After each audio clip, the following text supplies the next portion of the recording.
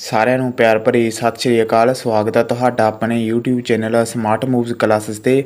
ਅੱਜ ਆਪਾਂ PS TET history ਦੇ ਜਿੰਨੇ ਵੀ ਹੁਣ ਤੱਕ ਪੇਪਰ ਹੋ ਚੁੱਕੇ ਹਨ 2011 ਤੋਂ ਲੈ ਕੇ ਇਹ ਸਾਲ 2023 ਤੱਕ, ਉਹਨਾਂ ਦੇ ਆਪਾਂ ਹਿਸਟਰੀ ਦੇ ਸਾਰੇ ਕੁਐਸਚਨਸ ਕਰਾਂਗੇ ਅਤੇ ਸਾਰੇ ਪ੍ਰਸ਼ਨਾਂ ਨੂੰ ਆਪਾਂ ਚੰਗੀ ਤਰ੍ਹਾਂ ਡਿਟੇਲ ਦੇ ਵਿੱਚ ਕਰਾਂਗੇ। ਇਹ ਕਮ ਸੇ ਕਮ 100 ਪਲੱਸ ਕੁਐਸਚਨ ਹੈ। ਸੋ ਇਹਨਾਂ 100 ਦੇ ਨਾਲ ਤੁਹਾਡੇ ਕਮ ਸੇ ਕਮ 300 ਕਵਰ ਹੋ ਜਾਣਗੇ। ਸੋ ਤੁਸੀਂ ਕਲਾਸ ਨੂੰ ਸ਼ੁਰੂ ਤੋਂ ਲੈ ਕੇ ਲਾਸਟ ਤੱਕ ਜ਼ਰੂਰ ਦੇਖਣਾ। ਅਤੇ ਜੇਕਰ ਤੁਸੀਂ ਚੈਨਲ 'ਤੇ ਨਵੇਂ ਹੋ, ਚੈਨਲ ਨੂੰ ਸਬਸਕ੍ਰਾਈਬ ਨਹੀਂ ਕੀਤਾ ਤਾਂ ਸਬਸਕ੍ਰਾਈਬ ਕਰ ਲਓ, ਤਾਂ ਕਿ ਆਪਣੀਆਂ ਆਉਣ ਵਾਲੀਆਂ ਹੋਰ ਵੀ ਇੱਦਾਂ ਦੀਆਂ ਵੀਡੀਓਜ਼ ਦਾ ਨੋਟੀਫਿਕੇਸ਼ਨ ਤੁਹਾਨੂੰ ਮਿਲ ਸਕੇ। ਚਲੋ ਜੀ, ਅੱਜ ਦੀ ਇਸ ਕਲਾਸ ਨੂੰ ਆਪਾਂ ਸਟਾਰਟ ਕਰਦੇ ਹਾਂ ਅਤੇ ਦੇਖਦੇ ਹਾਂ ਪਹਿਲੇ ਪ੍ਰਸ਼ਨ ਦੇ ਵੱਲ। ਸਵਾਮੀ ਵਿਵੇਕਾਨੰਦ ਨੇ ਰਾਮ ਕ੍ਰਿਸ਼ਨ ਮਿਸ਼ਨ ਦੀ ਸਥਾਪਨਾ ਕਦੋਂ ਕੀਤੀ ਸੀ? 1887 ਦੇ ਵਿੱਚ, 1890 ਦੇ ਵਿੱਚ, 1896 ਦੇ ਵਿੱਚ ਜਾਂ 1897 ਦੇ ਵਿੱਚ। ਸੋ ਸਵਾਮੀ ਵਿਵੇਕਾਨੰਦ ਜੀ ਨੇ ਜੋ ਰਾਮ ਕ੍ਰਿਸ਼ਨ ਮਿਸ਼ਨ ਦੀ ਸਥਾਪਨਾ ਕੀਤੀ ਸੀ ਉਹ ਕੀਤੀ ਸੀ 1897 ਦੇ ਵਿੱਚ। Option D is the right answer. Next ਕਹਿੰਦਾ, ਕਿਸ ਮੁਗਲ ਰਾਜ ਦੇ ਰਾਜੇ ਦੇ ਰਾਜ ਸਮੇਂ ਅੰਗਰੇਜ਼ੀ ਈਸਟ ਇੰਡੀਆ ਕੰਪਨੀ ਨੇ ਭਾਰਤ ਵਿੱਚ ਆਪਣੀ ਫੈਕਟਰੀ ਖੋਲ੍ਹੀ ਸੀ? ਅਕਬਰ ਦੇ, ਜਹਾਂਗੀਰ ਦੇ, ਸ਼ਾਹਜਹਾਂ ਦੇ ਜਾਂ ਔਰੰਗਜ਼ੇਬ ਦੇ?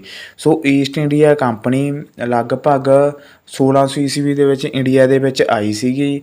ਸੋ ਉਹਨਾਂ ਨੇ ਇਹ ਚੀਜ਼ ਪੁੱਛੀ ਆ ਹੁਣ ਵੀ ਉਹ ਜਦੋਂ ਇੰਡੀਆ ਦੇ ਵਿੱਚ ਆਏ ਸੀ ਈਸਟ ਇੰਡੀਆ ਕੰਪਨੀ, ਤਾਂ ਉਹਨਾਂ ਨੇ ਆਪਣੀ ਫੈਕਟਰੀ ਖੋਲ੍ਹੀ ਸੀ ਪਹਿਲੀ। ਸੋ ਉਹਨਾਂ ਨੇ ਕਿਹੜੇ ਰਾਜੇ ਤੋਂ ਅਧਿਕਾਰ ਲਿਆ ਸੀਗਾ ਜਾਂ ਪਰਮਿਸ਼ਨ ਲਈ ਸੀਗੀ? ਸੋ ਇਹ ਜੋ ਪਰਮਿਸ਼ਨ ਲਈ ਸੀ ਇਹ ਲਈ ਸੀਗੀ ਜਹਾਂਗੀਰ ਤੋਂ। Option B is the right answer. So Jahangir ਤੋਂ ਇਹ ਪਰਮਿਸ਼ਨ ਲਈ ਸੀਗੀ 1608 ਦੇ ਵਿੱਚ। ਸੂਰਤ ਦੇ ਵਿੱਚ ਉਹ ਸੂਰਤ ਦੀ ਬੰਦਰਗਾਹ ਦੇ ਉੱਪਰ ਆਏ ਸੀਗੇ। ਸੋ 1615 ਦੇ ਵਿੱਚ ਸਰ ਥੋਮਸ ਰੋ 1615 ਦੇ ਵਿੱਚ ਸਰ ਥੋਮਸ ਰੋ ਇਹ ਜਹਾਂਗੀਰ ਦੇ ਦਰਬਾਰ ਵਿੱਚ ਗਿਆ ਸੀਗਾ ਅਤੇ ਜਹਾਂਗੀਰ ਦੇ ਦਰਬਾਰ ਵਿੱਚ ਜਾ ਕੇ ਇਹਨੇ ਪਰਮਿਸ਼ਨ ਮੰਗੀ ਸੀ ਵੀ ਸਾਨੂੰ ਫੈਕਟਰੀ ਖੋਲ੍ਹਣ ਦੀ ਇਜਾਜ਼ਤ ਦਿੱਤੀ ਜਾਵੇ। ਸੋ ਜਹਾਂਗੀਰ ਨੇ ਇਹ ਇਜਾਜ਼ਤ ਦੇ ਦਿੱਤੀ ਸੀਗੀ। ਸੋ ਇਸ ਕਰਕੇ ਇਹਨਾਂ ਨੇ ਕੀ ਸੀਗਾ 1615 ਦੇ ਵਿੱਚ ਇਹ ਅਧਿਕਾਰ ਪ੍ਰਾਪਤ ਕੀਤਾ ਸੀਗਾ ਜਹਾਂਗੀਰ ਤੋਂ। ਸੋ ਇਹ ਜੋ ਮੁਗਲ ਸ਼ਾਸਕ ਸੀਗਾ ਉਸ ਸਮੇਂ ਜਹਾਂਗੀਰ ਹੈਗਾ ਸੀਗਾ। ਸੋ ਈਸਟ ਇੰਡੀਆ ਕੰਪਨੀ ਦੇ ਜਦੋਂ ਈਸਟ ਇੰਡੀਆ ਕੰਪਨੀ ਇੰਡੀਆ ਦੇ ਵਿੱਚ ਆਈ ਆ, ਸੋ ਉਸ ਸਮੇਂ ਮੁਗਲ ਸ਼ਾਸਕ ਕੌਣ ਸੀਗਾ? ਸੋ ਈਸਟ ਇੰਡੀਆ ਕੰਪਨੀ ਲਗਭਗ 1600 ਈਸਵੀ ਦੇ ਵਿੱਚ ਆਈ ਹੈਗੀ ਇੰਡੀਆ ਦੇ ਵਿੱਚ। 1600 ਈਸਵੀ ਦੇ ਵਿੱਚ ਜਦੋਂ ਇਹ ਆਈ ਹੈਗੀ, ਸੋ ਉਸ ਸਮੇਂ ਜੋ ਮੁਗਲ ਸ਼ਾਸਕ ਸੀਗਾ ਉਦੋਂ ਸੀਗਾ ਅਕਬਰ।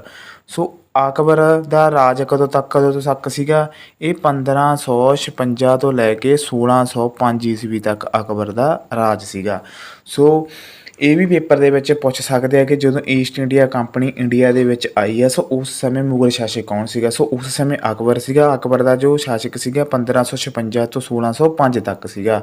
ਸੋ ਜਦੋਂ ਉਹਨਾਂ ਨੇ ਆਪਣੀ ਫੈਕਟਰੀ ਖੋਲ੍ਹੀ ਆ, ਸੋ ਉਸ ਸਮੇਂ ਜੋ ਮੁਗਲ ਸ਼ਾਸਕ ਸੀਗਾ ਉਹ ਸੀਗਾ ਜਹਾਂਗੀਰ। ਅਕਬਰ ਦਾ ਸਮਾਂ ਜੋ ਮੁਗਲ ਸ਼ਾਸਕਾਂ ਦੇ ਵਿੱਚੋਂ ਮੰਨਿਆ ਜਾਂਦਾ ਸਭ ਤੋਂ ਵਧੀਆ ਮੰਨਿਆ ਜਾਂਦਾ, ਕਿਉਂਕਿ ਇਹ ਹਿੰਦੂ ਨੂੰ, ਮੁਸਲਿਮ ਨੂੰ, ਸਭ ਨੂੰ ਇਹ ਉਸ ਸਮੇਂ ਬਰਾਬਰ ਸਮਝਦਾ ਹੁੰਦਾ ਸੀਗਾ।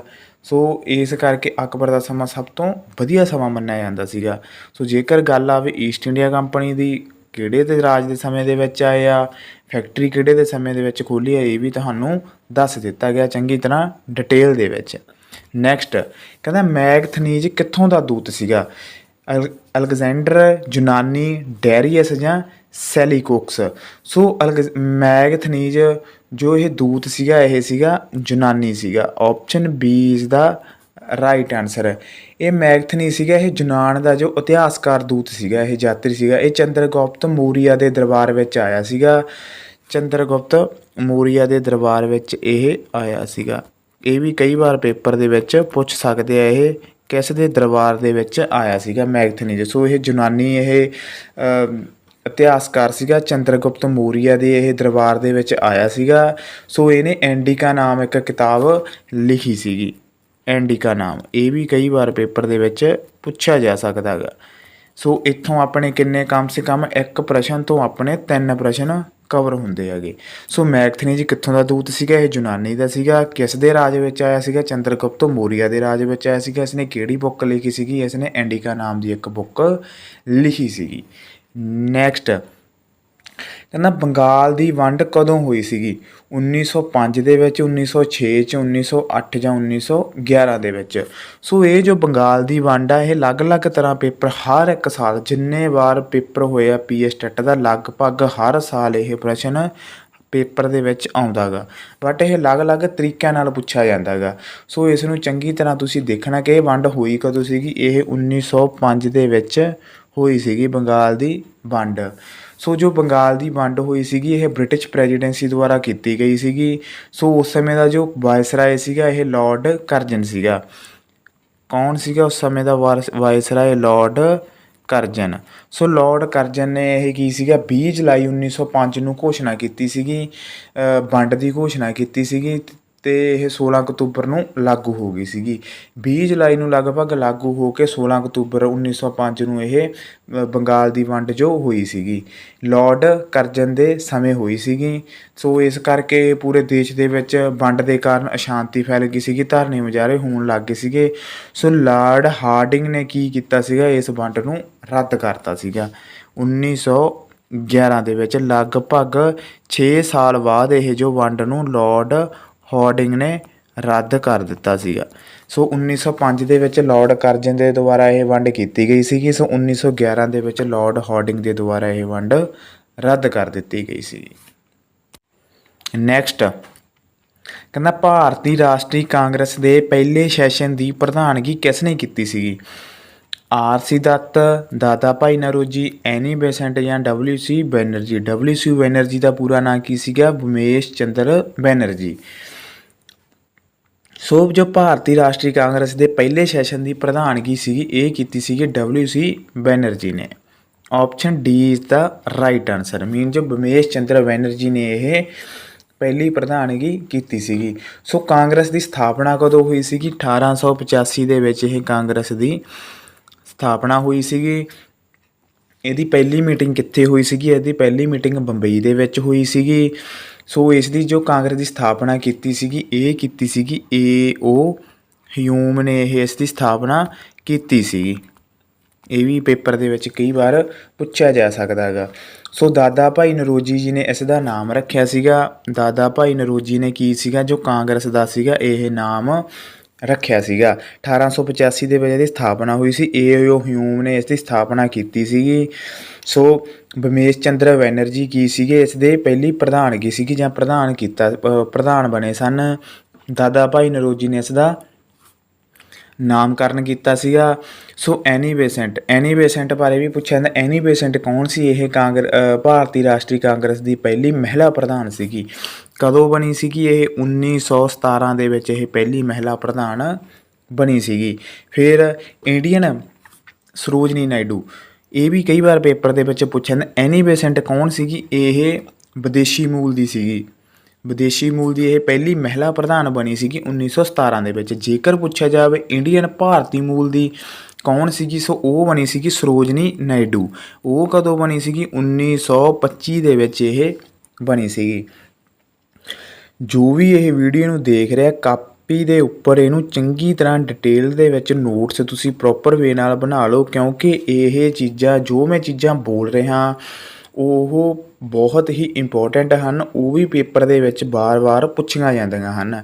ਸੋ ਇਸ ਨੂੰ ਤੁਸੀਂ ਚੰਗੀ ਤਰ੍ਹਾਂ ਡਿਟੇਲ ਦੇ ਵਿੱਚ ਨੋਟਸ ਪ੍ਰਿਪੇਅਰ ਕਰ ਸਕਦੇ ਹੋ, ਕਿਉਂਕਿ ਇਹ ਤੁਹਾਨੂੰ ਜ਼ਰੂਰੀ ਨਹੀਂ ਹੈ ਪੀਐਸ ਟੈਟ, ਹੋਰ ਵੀ ਪੇਪਰ ਦੇ ਵਿੱਚ ਬਹੁਤ ਕੰਮ ਆਉਣਗੀਆਂ। ਸੋ ਕਿਉਂਕਿ ਇਹ ਜੋ ਚੀਜ਼ਾਂ ਹਨ ਇਹ ਬਹੁਤ ਵਾਰ ਪੇਪਰ ਦੇ ਵਿੱਚ ਪੁੱਛੀਆਂ ਜਾਂਦੀਆਂ ਨੇ, ਹਰ ਇੱਕ ਪੇਪਰ ਦੇ ਵਿੱਚ ਪੁੱਛੀਆਂ ਜਾਂਦੀਆਂ ਨੇ। ਪੀਐਸ ਟੈਟ ਅਤੇ ਮਾਸਟਰ ਕੇਡਰ 'ਚ ਤਾਂ ਖਾਸ ਕਰਕੇ ਪੁੱਛੀਆਂ ਜਾਂਦੀਆਂ ਹਨ। ਸੋ ਐਨੀ ਬੇਸੈਂਟ ਕਦੋਂ ਬਣੀ ਸੀ? 1917 ਦੇ ਵਿੱਚ ਬਣੀ ਸੀ। ਸਰੋਜਨੀ ਨਾਇਡੂ ਬਣੀ ਸੀ 1925 ਦੇ ਵਿੱਚ।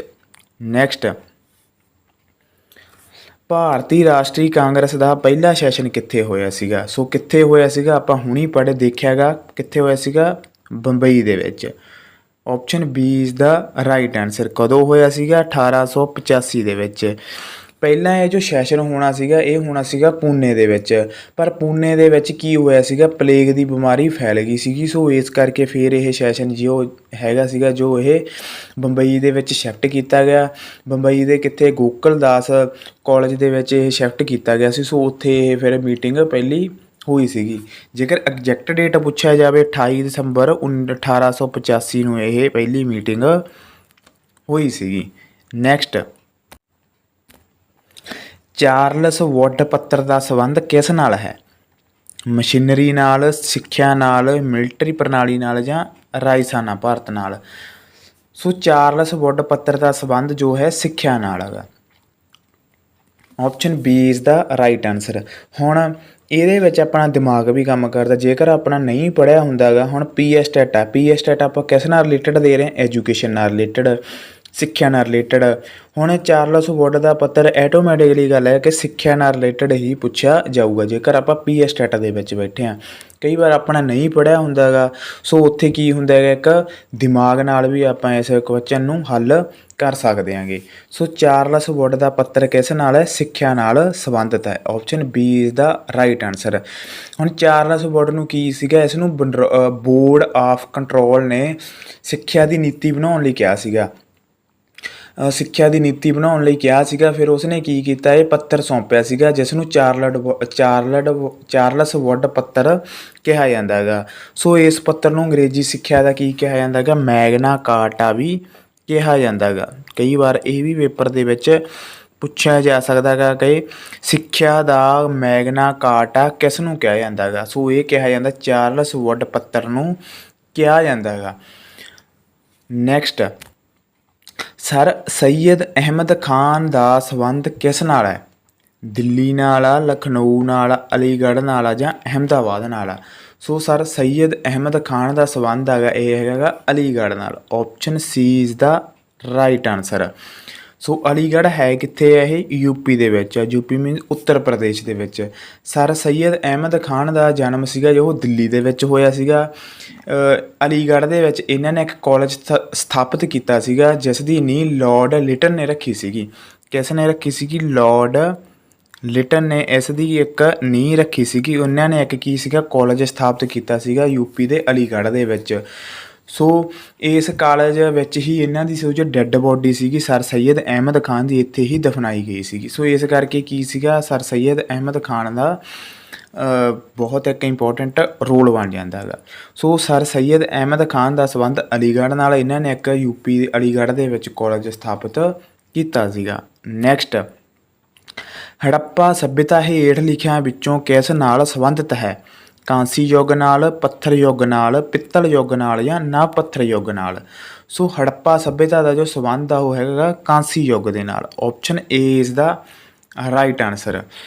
ਸੋ ਹੜੱਪਾ ਸੱਭਿਅਤਾ ਦੀ ਖੋਜ ਕਦੋਂ ਹੋਈ ਸੀਗੀ? ਇਹ ਹੋਈ ਸੀਗੀ 1921 ਦੇ ਵਿੱਚ ਹੋਈ ਸੀਗੀ। ਕਿਸ ਨੇ ਕੀਤੀ ਸੀਗੀ? ਦਇਆ ਰਾਮ ਸਾਹਨੀ ਨੇ ਇਸ ਦੀ ਖੋਜ ਕੀਤੀ ਸੀਗੀ। ਇਹ ਵੀ ਪੇਪਰ ਦੇ ਵਿੱਚ ਪੁੱਛਿਆ ਜਾਂਦਾ ਹੈਗਾ ਕਿ ਹੜੱਪਾ ਸੱਭਿਅਤਾ ਦੀ ਖੋਜ ਕਦੋਂ ਹੋਈ ਸੀ? 1921 ਦੇ ਵਿੱਚ। ਕਿਸ ਦੇ ਦੁਆਰਾ ਕੀਤੀ ਗਈ ਸੀ? ਦਇਆ ਰਾਮ ਸਾਹਨੀ ਦੇ ਦੁਆਰਾ ਇਹ ਕੀਤੀ ਗਈ ਸੀਗੀ। ਨੈਕਸਟ, ਮਦਨ ਲਾਲ ਢੀਂਗਰਾ ਨੂੰ ਫਾਂਸੀ ਕਿੱਥੇ ਦਿੱਤੀ ਗਈ ਸੀਗੀ? ਲਾਹੌਰ ਦੇ ਵਿੱਚ, ਕਰਾਚੀ ਦੇ ਵਿੱਚ, ਦਿੱਲੀ ਦੇ ਵਿੱਚ ਜਾਂ ਲੰਡਨ ਦੇ ਵਿੱਚ? ਸੋ ਮਦਨ ਲਾਲ ਢੀਂਗਰਾ ਨੂੰ ਜੋ ਫਾਂਸੀ ਦਿੱਤੀ ਗਈ ਸੀ ਇਹ ਦਿੱਤੀ ਗਈ ਸੀਗੀ ਲੰਡਨ ਦੇ ਵਿੱਚ। Option D is the right answer. So ਇਹਨਾਂ ਨੇ ਕੀ ਸੀਗਾ, ਕਰਜਨ ਵਾਇਲੀ ਨੂੰ ਮਾਰਤਾ ਸੀਗਾ। ਕਰਜਨ ਵਾਇਲੀ ਨੂੰ ਮਾਰਨ ਦੇ ਇਲਜ਼ਾਮ ਵਿੱਚ 1909 ਦੇ ਵਿੱਚ ਇਹਨਾਂ ਨੂੰ ਕੀ ਸੀਗਾ, ਫਾਂਸੀ ਦੀ ਸਜ਼ਾ ਦਿੱਤੀ ਗਈ ਸੀਗੀ।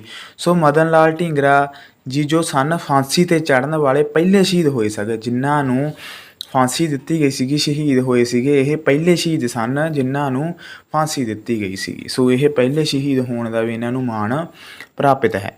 ਨੈਕਸਟ, ਕਹਿੰਦਾ ਵੈਦਿਕ ਕਾਲ ਦੇ ਵਿੱਚ ਕਿਹੜੇ ਤਿੰਨ ਦੇਵਤੇ ਮਹੱਤਵਪੂਰਨ ਸਨ? ਰੁਦਰ, ਵਿਸ਼ਨੂੰ, ਇੰਦਰ, ਅਗਨੀ, ਇੰਦਰ, ਸੋਮ, ਇੰਦਰ, ਵਰੁਣ, ਰੁਦਰ, ਅਗਨੀ, ਇੰਦਰ, ਵਿਸ਼ਨੂੰ। ਸੋ ਵੈਦਿਕ ਕਾਲ ਦੇ ਵਿੱਚ ਜੋ ਤਿੰਨ ਦੇਵਤੇ ਮਹੱਤਵਪੂਰਨ ਸਨ ਉਹ ਸਨ ਅਗਨੀ, ਇੰਦਰ ਤੇ Soma. Means option B is the right answer. Agni, Indra ਤੇ ਸੋਮ ਇਸ ਦੀ ਲੋਕ ਜ਼ਿਆਦਾ ਪੂਜਾ ਕਰਦੇ ਸਨ। ਨੈਕਸਟ, ਮੁਗਲ ਕਾਲ ਦੀਆਂ ਦੋ ਮਹੱਤਵਪੂਰਨ ਬੰਦਰਗਾਹਾਂ ਮਹਾਨਗਰੀਆਂ ਦੇ ਨਾਮ ਦੱਸੋ। ਸੋ ਮੁਗਲ ਕਾਲ ਦੀਆਂ ਜੋ ਤਾਂ ਮਹੱਤਵਪੂਰਨ ਬੰਦਰਗਾਹਾਂ ਸਨ ਉਹ ਕਿਹੜੀਆਂ-ਕਿਹੜੀਆਂ ਸਨ? ਮਦੁਰਾਈ ਅਤੇ ਵਾਰਾਣਸੀ, ਮੰਗਲੌਰ ਅਤੇ ਅਹਿਮਦਾਬਾਦ ਅਤੇ ਸੁਨਾਰਗਾਓ ਅਤੇ ਕਾਲੀਕਟ। ਸੋ ਬੰਦਰਗਾਹਾਂ ਜੋ ਉਦੋਂ ਸਮੇਂ ਮਹੱਤਵਪੂਰਨ ਫੇਮਸ ਸਨ ਉਹ ਸਨ ਸੁਨਾਰਗਾਓ ਅਤੇ Calicut. Option D is the right answer. Next ਕਹਿੰਦਾ federation of India chambers of commerce and industry dash ਵਿੱਚ ਬਣਾਈ ਗਈ ਸੀ। So federation of India chambers of commerce ਕਦੋਂ ਬਣਾਈ ਗਈ ਸੀ ਇਹ ਇੰਡਸਟਰੀ? 1925, 30, 27 ਜਾਂ 32 ਦੇ ਵਿੱਚ। ਸੋ ਇਹ ਜੋ ਬਣਾਈ ਗਈ ਸੀ ਇਹ ਬਣਾਈ ਗਈ ਸੀ 1927 ਦੇ ਵਿੱਚ। Option C is the right answer. Next ਕੀ ਇਹ ਕਹਿੰਦਾ ਸੇਠ ਹੁਕਮ ਚੰਦ ਇੱਕ ਮਾਰਵਾੜੀ ਵਪਾਰੀ ਨੇ 1917 ਵਿੱਚ ਕਲਕੱਤਾ ਵਿੱਚ ਪਹਿਲੇ ਭਾਰਤੀ ਦੀ ਸਥਾਪਨਾ ਕਦੋਂ ਕੀਤੀ ਸੀਗੀ? ਮੀਨਜ਼ ਸੇਠ ਹੁਕਮ ਚੰਦ ਨੇ ਪਹਿਲੀ ਜੋ ਫੈਕਟਰੀ ਸੀਗੀ ਜਾਂ ਜੂਟ ਮਿੱਲ ਲਾ ਲਓ, ਕਿਹੜੀ ਮਿੱਲ ਸੀਗੀ ਉਹ ਜੋ 1917 ਦੇ ਵਿੱਚ ਕਲਕੱਤਾ ਦੇ ਵਿੱਚ ਉਹ ਸਥਾਪਨਾ ਕੀਤੀ ਸੀਗੀ? ਕਿਹੜੀ ਮਿੱਲ ਸੀ ਉਹ ਸੇਠ ਹੁਕਮ ਚੰਦ ਨੇ? ਕਪਾਹ ਦੀ, ਯੂਟ ਮਿੱਲ, ਰਬੜ ਮਿੱਲ ਜਾਂ ਫਾਈਬਰ ਮਿੱਲ? ਸੋ ਇਹ ਸੀਗੀ ਜੋ ਯੂਟ ਮਿੱਲ ਸੀਗੀ। Option B is the right answer. Seth Hukam Chand ਇੱਕ ਮਾਰਵਾੜੀ ਵਪਾਰੀ ਸੀਗਾ। 1917 ਦੇ ਵਿੱਚ ਕਲਕੱਤਾ ਦੇ ਵਿੱਚ ਇਸਨੇ ਪਹਿਲੀ ਯੂਟ ਮਿੱਲ ਦੀ ਸਥਾਪਨਾ ਕੀਤੀ ਸੀਗੀ। ਸੋ ਜੂਟ ਕੀ ਹੁੰਦੀ ਹੈ? ਯੂਟ ਪਟਸਨ ਨੂੰ ਕਿਹਾ ਜਾਂਦਾ ਗਾ। ਇਸ ਨੂੰ ਗੋਲਡ ਫਾਈਬਰ ਦੇ ਨਾਮ ਨਾਲ ਵੀ ਜਾਣਿਆ ਜਾਂਦਾ ਗਾ ਜਾਂ ਇਸ ਨੂੰ ਬਰਾਊਨ ਗੋਲਡ ਦੇ ਨਾਮ ਨਾਲ ਵੀ ਜਾਣਿਆ ਜਾਂਦਾ ਗਾ। ਇਹ ਵੀ ਕਈ ਵਾਰ ਪੇਪਰ ਦੇ ਵਿੱਚ ਪੁੱਛ ਸਕਦੇ ਹੈਗੇ। ਜਿਓਗ੍ਰਾਫੀ ਨਾਲ ਰਿਲੇਟਡ ਆ ਇਹ ਵੀ ਗੋਲਡਨ ਫਾਈਬਰ ਕਿਸ ਨੂੰ ਕਿਹਾ ਜਾਂਦਾ ਗਾ ਜਾਂ ਬਰਾਊਨ ਗੋਲਡ ਕਿਸ ਨੂੰ ਕਿਹਾ ਜਾਂਦਾ? ਸੋ ਇਹ ਕਿਹਾ ਜਾਂਦਾ ਗਾ ਯੂਟ ਨੂੰ ਕਿਹਾ ਜਾਂਦਾ ਗਾ। ਯੂਟ ਮੀਨਜ਼ ਪਟਸਨ ਹੁੰਦੀ ਹੈਗੀ। ਨੈਕਸਟ ਕਹਿੰਦਾ ਬਹਾਦਰ ਸ਼ਾਹ ਜ਼ਫਰ ਦੀ ਨਵੰਬਰ ਵਿੱਚ ਰੰਗੂਨ ਜੇਲ੍ਹ ਵਿੱਚ ਡੈਥ ਹੋ ਗਈ ਸੀਗੀ। ਕਿਹੜੇ ਸਾਲ ਹੋਈ ਸੀਗੀ ਉਹ? 1860 ਦੇ ਵਿੱਚ ਹੋਈ ਸੀ, 61 ਦੇ ਵਿੱਚ ਹੋਈ ਸੀਗੀ, 1862 ਦੇ ਵਿੱਚ ਜਾਂ 63 ਦੇ ਵਿੱਚ? ਸੋ ਬਹਾਦਰ ਸ਼ਾਹ ਜ਼ਫਰ ਦੀ ਜੋ ਨਵੰਬਰ 1862 ਦੇ ਵਿੱਚ ਇਹਨਾਂ ਦੀ ਕੀ ਹੋ ਗਈ ਸੀਗੀ? ਡੈਥ ਹੋ ਗਈ ਸੀਗੀ। ਬਹਾਦਰ ਸ਼ਾਹ ਜ਼ਫਰ ਮੁਗਲ ਸਾਮਰਾਜ ਦਾ ਆਖਰੀ ਇਹ ਬਾਦਸ਼ਾਹ ਸੀਗਾ। ਇਹ ਇਹਨਾਂ ਨੂੰ ਕੀ ਸੀਗਾ? ਇਸ ਨੂੰ ਹੋਰ ਨਾਮ ਨਾਲ ਵੀ ਜਾਣਿਆ ਜਾਂਦਾ ਸੀਗਾ। ਇਸ ਨੂੰ ਬਹਾਦਰ ਸ਼ਾਹ ਦੂਜੇ ਦੇ ਨਾਮ ਨਾਲ ਵੀ ਜਾਣਿਆ ਜਾਂਦਾ ਸੀਗਾ। ਸੋ ਇਹਨਾਂ ਨੂੰ ਗਜ਼ਲਾਂ ਲਿਖਣ ਦਾ ਬਹੁਤ ਸ਼ੌਂਕ ਸੀਗਾ। ਸੋ ਇਹਨਾਂ ਨੇ ਕੀ ਸੀਗਾ ਆਪਣਾ ਜੋ ਨਾਮ ਸੀਗਾ ਤਖੱਲਸ਼ ਜ਼ਫਰ, ਕੀ ਸੀਗਾ? ਤਖੱਲਸ਼ ਜ਼ਫਰ ਰੱਖਿਆ ਹੋਇਆ ਸੀਗਾ। ਸੋ ਇਹਨਾਂ ਨੂੰ ਰੰਗੂਨ ਜੇਲ੍ਹ ਮਿਆਂਮਾਰ ਦੇ ਕੋਲ ਆ ਗਈ, ਉੱਥੇ ਭੇਜ ਦਿੱਤਾ ਸੀਗਾ। ਸੋ ਬਹਾਦਰ ਸ਼ਾਹ ਦਾ ਜੋ ਡੈਥ ਹੋਈ ਸੀਗੀ 1862 ਦੇ ਵਿੱਚ ਹੋਈ ਸੀਗੀ। ਇਹ ਮੁਗਲ ਸਾਮਰਾਜ ਦਾ ਆਖਰੀ ਬਾਦਸ਼ਾਹ ਸੀਗਾ। ਹੁਣ ਪੇਪਰ ਦੇ ਵਿੱਚ ਇੱਥੋਂ ਵੀ ਪ੍ਰਸ਼ਨ ਬਣ ਸਕਦਾ ਕਿ ਮੁਗਲ ਸਾਮਰਾਜ ਦਾ ਆਖਰੀ ਬਾਦਸ਼ਾਹ ਕੌਣ ਸੀਗਾ? ਸੋ ਇਹ ਸੀਗਾ ਬਹਾਦਰ ਸ਼ਾਹ ਜ਼ਫਰ। ਇਹਨਾਂ ਨੂੰ ਕੀ ਸੀਗਾ? ਬਹਾਦਰ ਸ਼ਾਹ ਦੂਜਾ ਵੀ ਕਿਹਾ ਜਾਂਦਾ ਸੀਗਾ। ਗਜ਼ਲਾਂ ਲਿਖਣ ਦਾ ਇਹਨਾਂ ਨੂੰ ਬਹੁਤ ਜ਼ਿਆਦਾ ਸ਼ੌਂਕ ਸੀਗਾ। ਨੈਕਸਟ ਕਹਿੰਦਾ ਭਾਰਤ ਛੱਡੋ ਅੰਦੋਲਨ ਦੌਰਾਨ ਕਰੋ ਜਾਂ ਮਰੋ ਦਾ ਨਾਅਰਾ ਕਿਸ ਨੇ ਦਿੱਤਾ ਸੀਗਾ? ਮਹਾਤਮਾ ਗਾਂਧੀ ਜੀ ਨੇ, ਜਵਾਹਰ ਲਾਲ ਨਹਿਰੂ ਜੀ, ਸੁਭਾਸ਼ ਚੰਦਰ ਬੋਸ ਜੀ ਜਾਂ ਸਰਦਾਰ ਵੱਲਭ ਭਾਈ ਪਟੇਲ ਜੀ? ਸੋ ਭਾਰਤ ਛੱਡੋ ਅੰਦੋਲਨ ਦੌਰਾਨ ਕਰੋ ਜਾਂ ਮਰੋ ਦਾ ਜੋ ਨਾਅਰਾ ਦਿੱਤਾ ਸੀਗਾ ਉਹ ਦਿੱਤਾ ਸੀਗਾ ਮਹਾਤਮਾ ਗਾਂਧੀ ਜੀ ਨੇ। Option A is the right answer. ਹੁਣ ਭਾਰਤ ਛੱਡੋ ਅੰਦੋਲਨ ਸਟਾਰਟ ਕਦੋਂ ਹੋਇਆ ਸੀਗਾ? ਇਹ ਹੋਇਆ ਸੀਗਾ 1942 ਦੇ ਵਿੱਚ। 1942 ਦੇ ਵਿੱਚ ਇਹ ਸਟਾਰਟ ਹੋਇਆ ਸੀਗਾ। ਕ੍ਰਿਪਸ ਮਿਸ਼ਨ ਦੀ ਅਸਫਲਤਾ ਤੋਂ ਬਾਅਦ ਕੀ ਹੋਇਆ ਸੀਗਾ? ਮਹਾਤਮਾ ਗਾਂਧੀ ਜੀ ਨੇ ਇਹ ਸੋਚਿਆ ਸੀ ਕਿ ਹੁਣ ਅੰਗਰੇਜ਼ਾਂ ਨੂੰ ਭਾਰਤ 'ਚੋਂ ਜਾਣਾ ਚਾਹੀਦਾ ਗਾ ਜਾਂ ਤਿਆਗ ਲੈਣਾ ਚਾਹੀਦਾ ਗਾ। ਸੋ ਇਹਨਾਂ ਦੇ ਸਦਕਾ ਹੀ 11 ਜੁਲਾਈ 1942 ਨੂੰ ਕੀ ਹੋਇਆ ਸੀਗਾ? ਬਾਰਦਾ ਵਿਖੇ ਇੱਕ ਕਾਂਗਰਸ ਦੀ ਕਾਰਜਕਾਰੀ ਕਮੇਟੀ ਨੇ ਇਹ ਮਤਾ ਪਾਸ ਕਰਤਾ ਸੀਗਾ ਕਿ ਭਾਰਤ ਛੱਡੋ ਅੰਦੋਲਨ ਸਟਾਰਟ ਕੀਤਾ ਜਾਵੇਗਾ। ਸੋ ਇਹ ਸਰਬਸੰਮਤੀ ਦੇ ਨਾਲ ਪਾਸ ਹੋ ਗਿਆ ਸੀਗਾ। ਸੋ ਕਾਂਗਰਸ ਦੀ ਕਮੇਟੀ ਨੇ ਬੰਬੇ ਦੇ ਵਿੱਚ ਇਹ ਪਾਸ ਕਰਤਾ ਸੀਗਾ। ਸੋ ਗਾਂਧੀ ਜੀ ਨੇ ਅੰਦੋਲਨ ਨੂੰ ਜੀਵਨ ਦਾ ਆਖਰੀ ਅੰਦੋਲਨ ਕਿਹਾ ਸੀਗਾ। ਸੋ ਲੋਕਾਂ ਨੂੰ ਕਰੋ ਜਾਂ ਮਰੋ ਦਾ ਨਾਅਰਾ ਦਿੱਤਾ ਸੀਗਾ ਕਿਉਂਕਿ ਉਹ ਅੰਗਰੇਜ਼ਾਂ ਨੂੰ ਕੀ ਸੀਗਾ ਭਾਰਤ ਦੇਸ਼ ਚੋਂ ਬਾਹਰ ਕੱਢਣਾ ਚਾਹੁੰਦੇ ਸਨ। ਇਸ ਲਈ 1942 ਦੇ ਵਿੱਚ ਮਹਾਤਮਾ ਗਾਂਧੀ ਜੀ ਦੀ ਗ੍ਰਿਫਤਾਰੀ ਵੀ ਹੋਈ ਸੀਗੀ। ਇਹ ਰਿਲੇਟਡ ਭਾਰਤ ਛੱਡੋ ਅੰਦੋਲਨ ਨਾਲ ਕੁਝ ਕੁ ਇੰਪੋਰਟੈਂਟ ਗੱਲਾਂ ਹਨ। ਇਸ ਅੰਦੋਲਨ ਕਰਕੇ ਹੀ ਡਾਕਟਰ ਰਜਿੰਦਰ ਪ੍ਰਸਾਦ ਜੀ ਨੂੰ ਵੀ ਗ੍ਰਿਫਤਾਰ ਕੀਤਾ ਗਿਆ ਸੀਗਾ। ਉਹਨਾਂ ਨੂੰ ਇਸ ਗ੍ਰਿਫਤਾਰ ਕਰਕੇ 3 ਸਾਲ ਗ੍ਰਿਫਤਾਰ ਕੀਤਾ ਰਿਹਾ ਸੀਗਾ, ਜੇਲ੍ਹ ਵਿੱਚ ਸੀਗਾ। 1942 ਤੋਂ ਲੈ ਕੇ 1945 ਤੱਕ ਵੀ ਉਹਨਾਂ ਨੂੰ ਗ੍ਰਿਫਤਾਰ ਕੀਤਾ ਸੀਗਾ।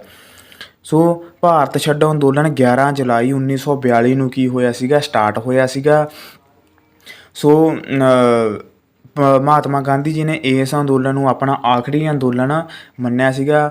ਸੋ ਇਸ ਅੰਦੋਲਨ ਦੇ ਵਿੱਚ ਹੀ ਉਹਨਾਂ ਨੇ ਲੋਕਾਂ ਨੂੰ ਕਰੋ ਜਾਂ ਮਰੋ ਦਾ ਨਾਅਰਾ ਦਿੱਤਾ ਸੀਗਾ।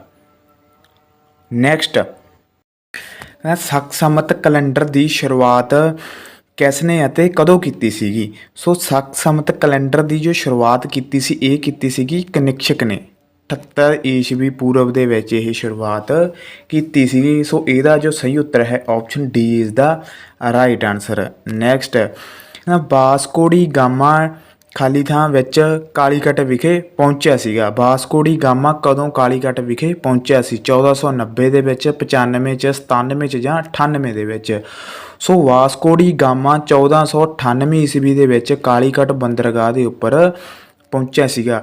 ਹੁਣ ਕਾਲੀਕਟ ਬੰਦਰਗਾਹ ਕਿਹੜੇ ਰਾਜ ਦੇ ਵਿੱਚ, ਇਹ ਤੁਸੀਂ ਕਮੈਂਟ ਬਾਕਸ ਦੇ ਵਿੱਚ ਦੱਸਣਾ ਗਾ। ਇਹ ਤੁਹਾਡਾ ਕੰਮ ਕਹਿ ਲਓ ਜਾਂ ਹੋਮਵਰਕ ਕਹਿ ਲਓ।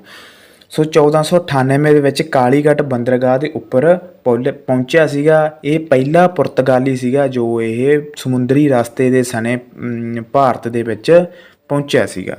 Next, British East India company ਨੇ ਦੋਹਰੀ ਪ੍ਰਬੰਧ ਸਥਾਪਿਤ ਕੀਤਾ ਸੀਗਾ। ਮੀਨਜ਼ ਕਿੱਥੇ ਕੀਤਾ ਸੀਗਾ? ਦੋਹਰੀ ਸ਼ਾਸਨ ਪ੍ਰਣਾਲੀ ਕਹਿ ਲਓ ਜਾਂ ਦੋਹਰਾ ਪ੍ਰਬੰਧ ਕਹਿ ਲਓ, ਕਿੱਥੇ ਸਥਾਪਿਤ ਕੀਤਾ ਸੀਗਾ ਪਹਿਲਾਂ? ਪੰਜਾਬ ਵਿੱਚ, ਬੰਗਾਲ 'ਚ, ਰਾਜਸਥਾਨ 'ਚ ਜਾਂ ਅਵਧ ਵਿੱਚ?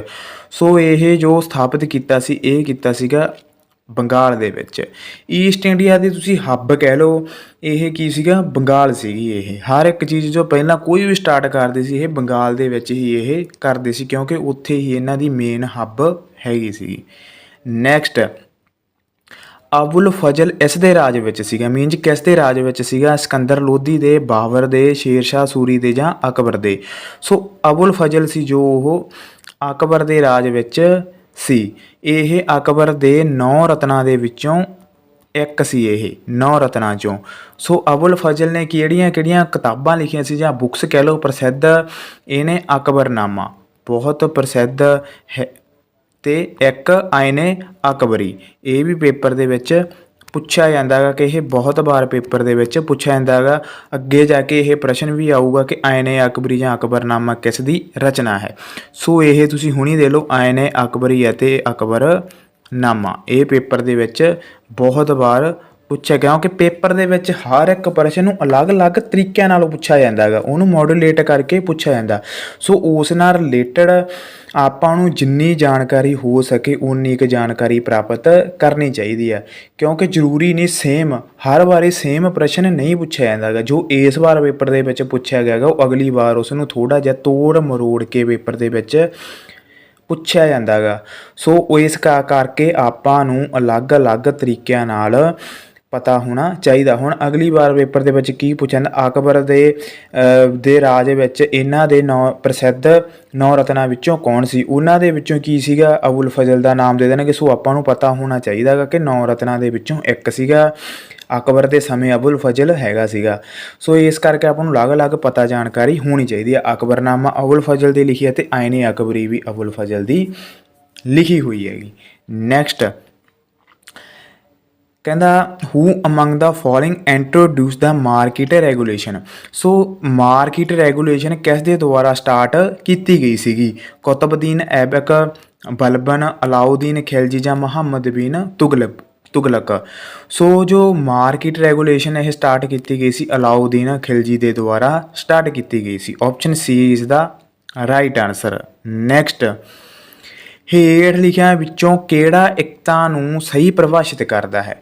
ਇਕਤਾ ਮੀਨਜ਼ ਹੁੰਦਾ ਗਾ ਕੋਈ ਵੀ ਤਨਖਾਹ ਦੇਣ ਵਾਲੀ ਜਗ੍ਹਾ ਲਾ ਲਓ ਜਾਂ ਕਰਜ਼ੇ ਵਾਲੀ ਤਨਖਾਹ ਜਾਂ ਆਪਾਂ ਕਹਿ ਲਓ ਟੈਕਸ ਦੇਣ ਵਾਲੀ ਜਗ੍ਹਾ ਹੁੰਦੀ ਆ, ਉਹਨੂੰ ਇਕਤਾ ਕਿਹਾ ਜਾਂਦਾ ਗਾ। ਸੋ ਕੀ ਕਿਹਾ ਜਾਂਦਾ? ਇਕਤਾ ਨੂੰ ਹੀ ਪੁੱਛਿਆ ਗਾ। ਤਨਖਾਹ ਦੀ ਥਾਂ 'ਤੇ ਕਿਸੇ ਖੇਤਰ ਕਰ ਦੀ ਗਰਾਂਟ, ਜ਼ਮੀਨ ਦਾ ਹਿੱਸਾ, ਕਿਸਾਨਾਂ ਦੇ ਲਈ ਕਰ ਦੀ ਗਰਾਂਟ, ਵਿੱਤ ਮੰਤਰੀ ਨੂੰ ਦਿੱਤਾ ਜਾਣ ਵਾਲਾ ਅਹੁਦਾ। ਸੋ ਇਕਤਾ ਨੂੰ ਕੀ ਕਿਹਾ ਜਾਂਦਾ ਗਾ? ਤਨਖਾਹ ਦੀ ਥਾਂ 'ਤੇ ਕਿਸੇ ਖੇਤਰ ਦੇ ਕਰ ਦੀ grant. Option A is the right answer. Next, ਹੇਠ ਲਿਖਿਆਂ ਵਿੱਚੋਂ ਸਭ ਤੋਂ ਪਹਿਲਾਂ ਕਿਸ ਨੇ ਪ੍ਰੈਸ ਸੈਂਸਰਸ਼ਿਪ ਲਾਗੂ ਕੀਤਾ ਸੀਗਾ? ਪ੍ਰੈਸ ਸੈਂਸਰਸ਼ਿਪ ਵੈਲਸਲੇ ਨੇ, ਯੌਨ ਐਡਮਸ, ਹੇਸਟਿੰਗਸ ਜਾਂ ਲਾਰਡ ਡਲਹੌਜੀ।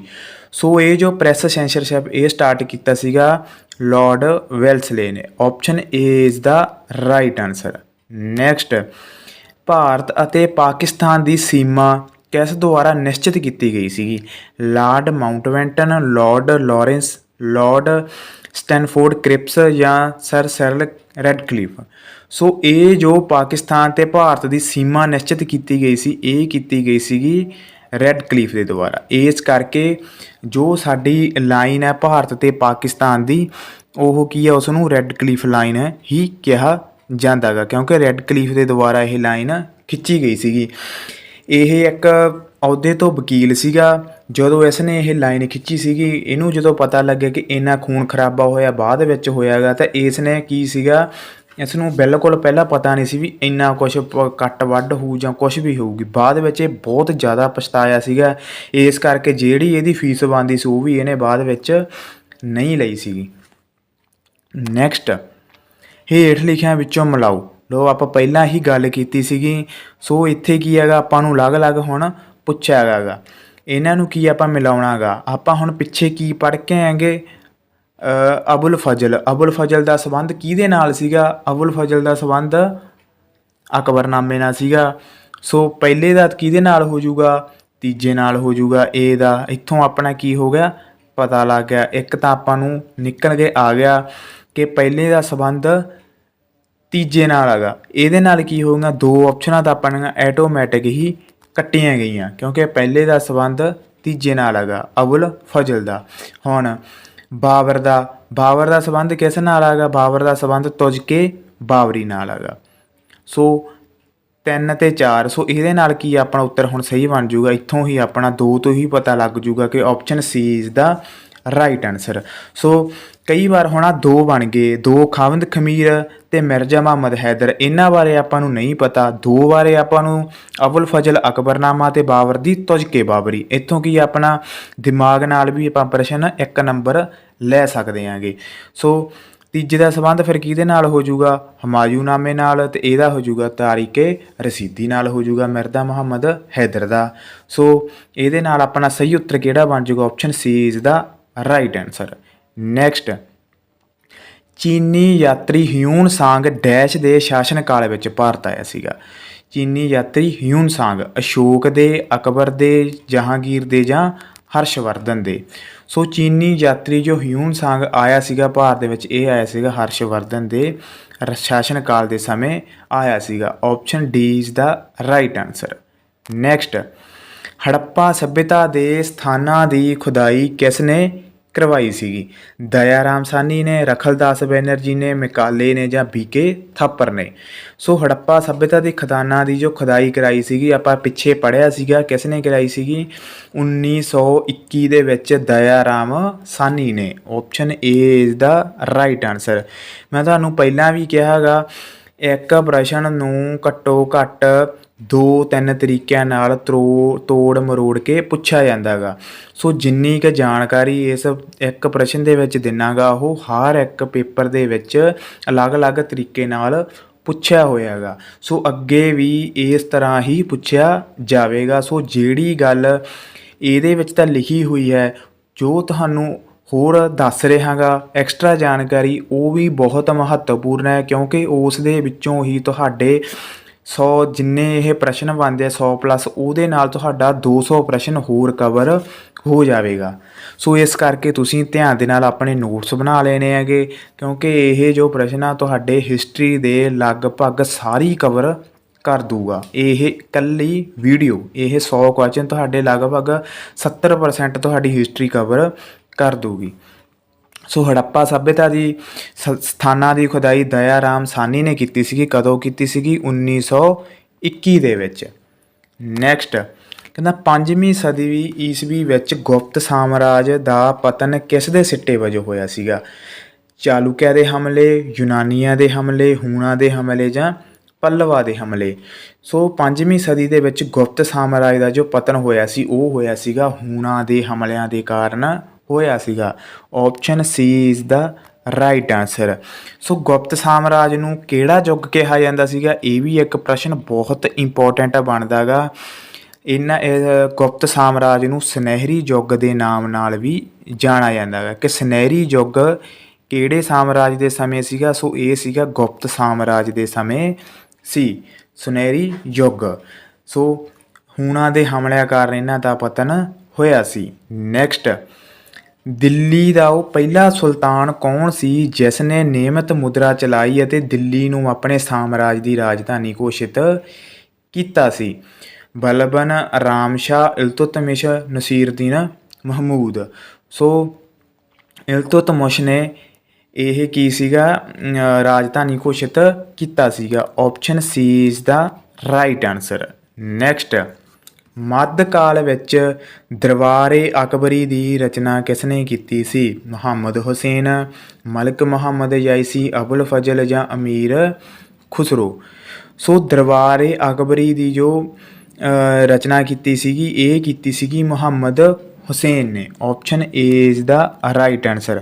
ਹੁਣ ਇੱਥੇ ਕੀ ਹੈਗਾ, ਉਲਝਣਾ ਨਹੀਂ ਹੈਗਾ ਗਾ, ਕਿਉਂਕਿ ਜੋ ਅਬੁਲ ਫਜ਼ਲ ਸੀਗਾ ਉਸਨੇ ਕੀਤੀ ਸੀਗੀ ਆਇਨੇ ਅਕਬਰੀ ਜਾਂ ਅਕਬਰਨਾਮਾ ਕਹਿ ਲਓ, ਆਇਨੇ ਅਕਬਰੀ, ਅਕਬਰਨਾਮਾ। ਸੋ ਜੋ ਦਰਬਾਰੇ ਅਕਬਰੀ ਆ ਉਹ ਹੈਗੀ ਮੁਹੰਮਦ ਹੁਸੈਨ ਦੀ। ਇਹ ਤੁਹਾਨੂੰ ਆਪਸ਼ਨਾਂ ਜਾਂ ਪ੍ਰਸ਼ਨ ਕਹਿ ਲਓ ਜਾਣ ਕੇ ਉਲਝਾਉਣ ਦੀ ਖਾਤਰ ਪਾਇਆ ਹੋਇਆ। ਇੱਥੇ ਹਰੇਕ ਬੰਦਾ ਕਨਫਿਊਜ਼ ਹੁੰਦਾ ਹੀ ਹੁੰਦਾ ਗਾ। ਉਹ ਚੁੱਪ ਕਰਕੇ ਕੀ ਲਾਉਂਦਾ, ਇੱਥੇ ਆਪਾਂ ਹਰ ਇੱਕ ਨੇ ਪਹਿਲਾਂ ਕੀ ਦਿਮਾਗ ਵਿੱਚ ਵੱਜਿਆ ਉਹ ਅਬੁਲ ਫਜ਼ਲ ਕੀ ਕਰਦਾ, ਜਲਦਬਾਜ਼ੀ ਦੇ ਵਿੱਚ ਆਪਸ਼ਨ ਸੀ ਗੋਲਾ ਭਰ ਦਿੰਦਾ। ਜਦੋਂ ਆਨਸਰ ਦੇਖਦਾ ਹੈਗਾ ਉਹ ਗਲਤ ਹੁੰਦਾ, ਮੁੜ ਕੇ ਕੀ ਹੈ ਇਸ ਤੋਂ ਬਾਅਦ ਆਪਾਂ ਪਾਈ ਜਾਂਦੇ ਹੈਗੇ ਵੀ ਸਾਡਾ ਇੱਕ ਨੰਬਰ ਕੱਟਿਆ ਗਿਆ, ਉਹ ਹੋ ਗਿਆ ਓਬਜੈਕਸ਼ਨਾਂ ਪਾਈ ਜਾਂਦੇ ਹੈਗੇ। ਪਰ NCERT ਦੇ ਜੇਕਰ ਤੁਸੀਂ ਕਨਸੈਪਟ ਪੜ੍ਹੋਗੇ ਤਾਂ ਤੁਹਾਨੂੰ ਹਰ ਇੱਕ ਚੀਜ਼ ਡੂੰਘਾਈ ਦੇ ਵਿੱਚ ਕਵਰ ਹੋਵੇਗੀ। ਇਸ ਕਰਕੇ ਬੇਸ ਹੈਗਾ ਹਰ ਇੱਕ ਚੀਜ਼ ਦਾ NCERT 6ਵੀਂ ਤੋਂ ਲੈ ਕੇ 10ਵੀਂ ਤੱਕ ਪੜ੍ਹੋ, ਕਨਸੈਪਟ ਪੜ੍ਹੋ। ਜ਼ਰੂਰੀ ਨਹੀਂ ਤੁਸੀਂ ਕਿਤੋਂ ਬੈਚ ਲੈਣਾ ਕੁਛ ਲੈਣਾ ਗਾ, ਚੁੱਪ ਕਰਕੇ NCERT ਪੜ੍ਹੋ, ਹਰ ਇੱਕ ਤੁਹਾਡੀ ਇੱਥੋਂ ਚੀਜ਼ ਕਵਰ ਹੋ ਜੂਗੀ।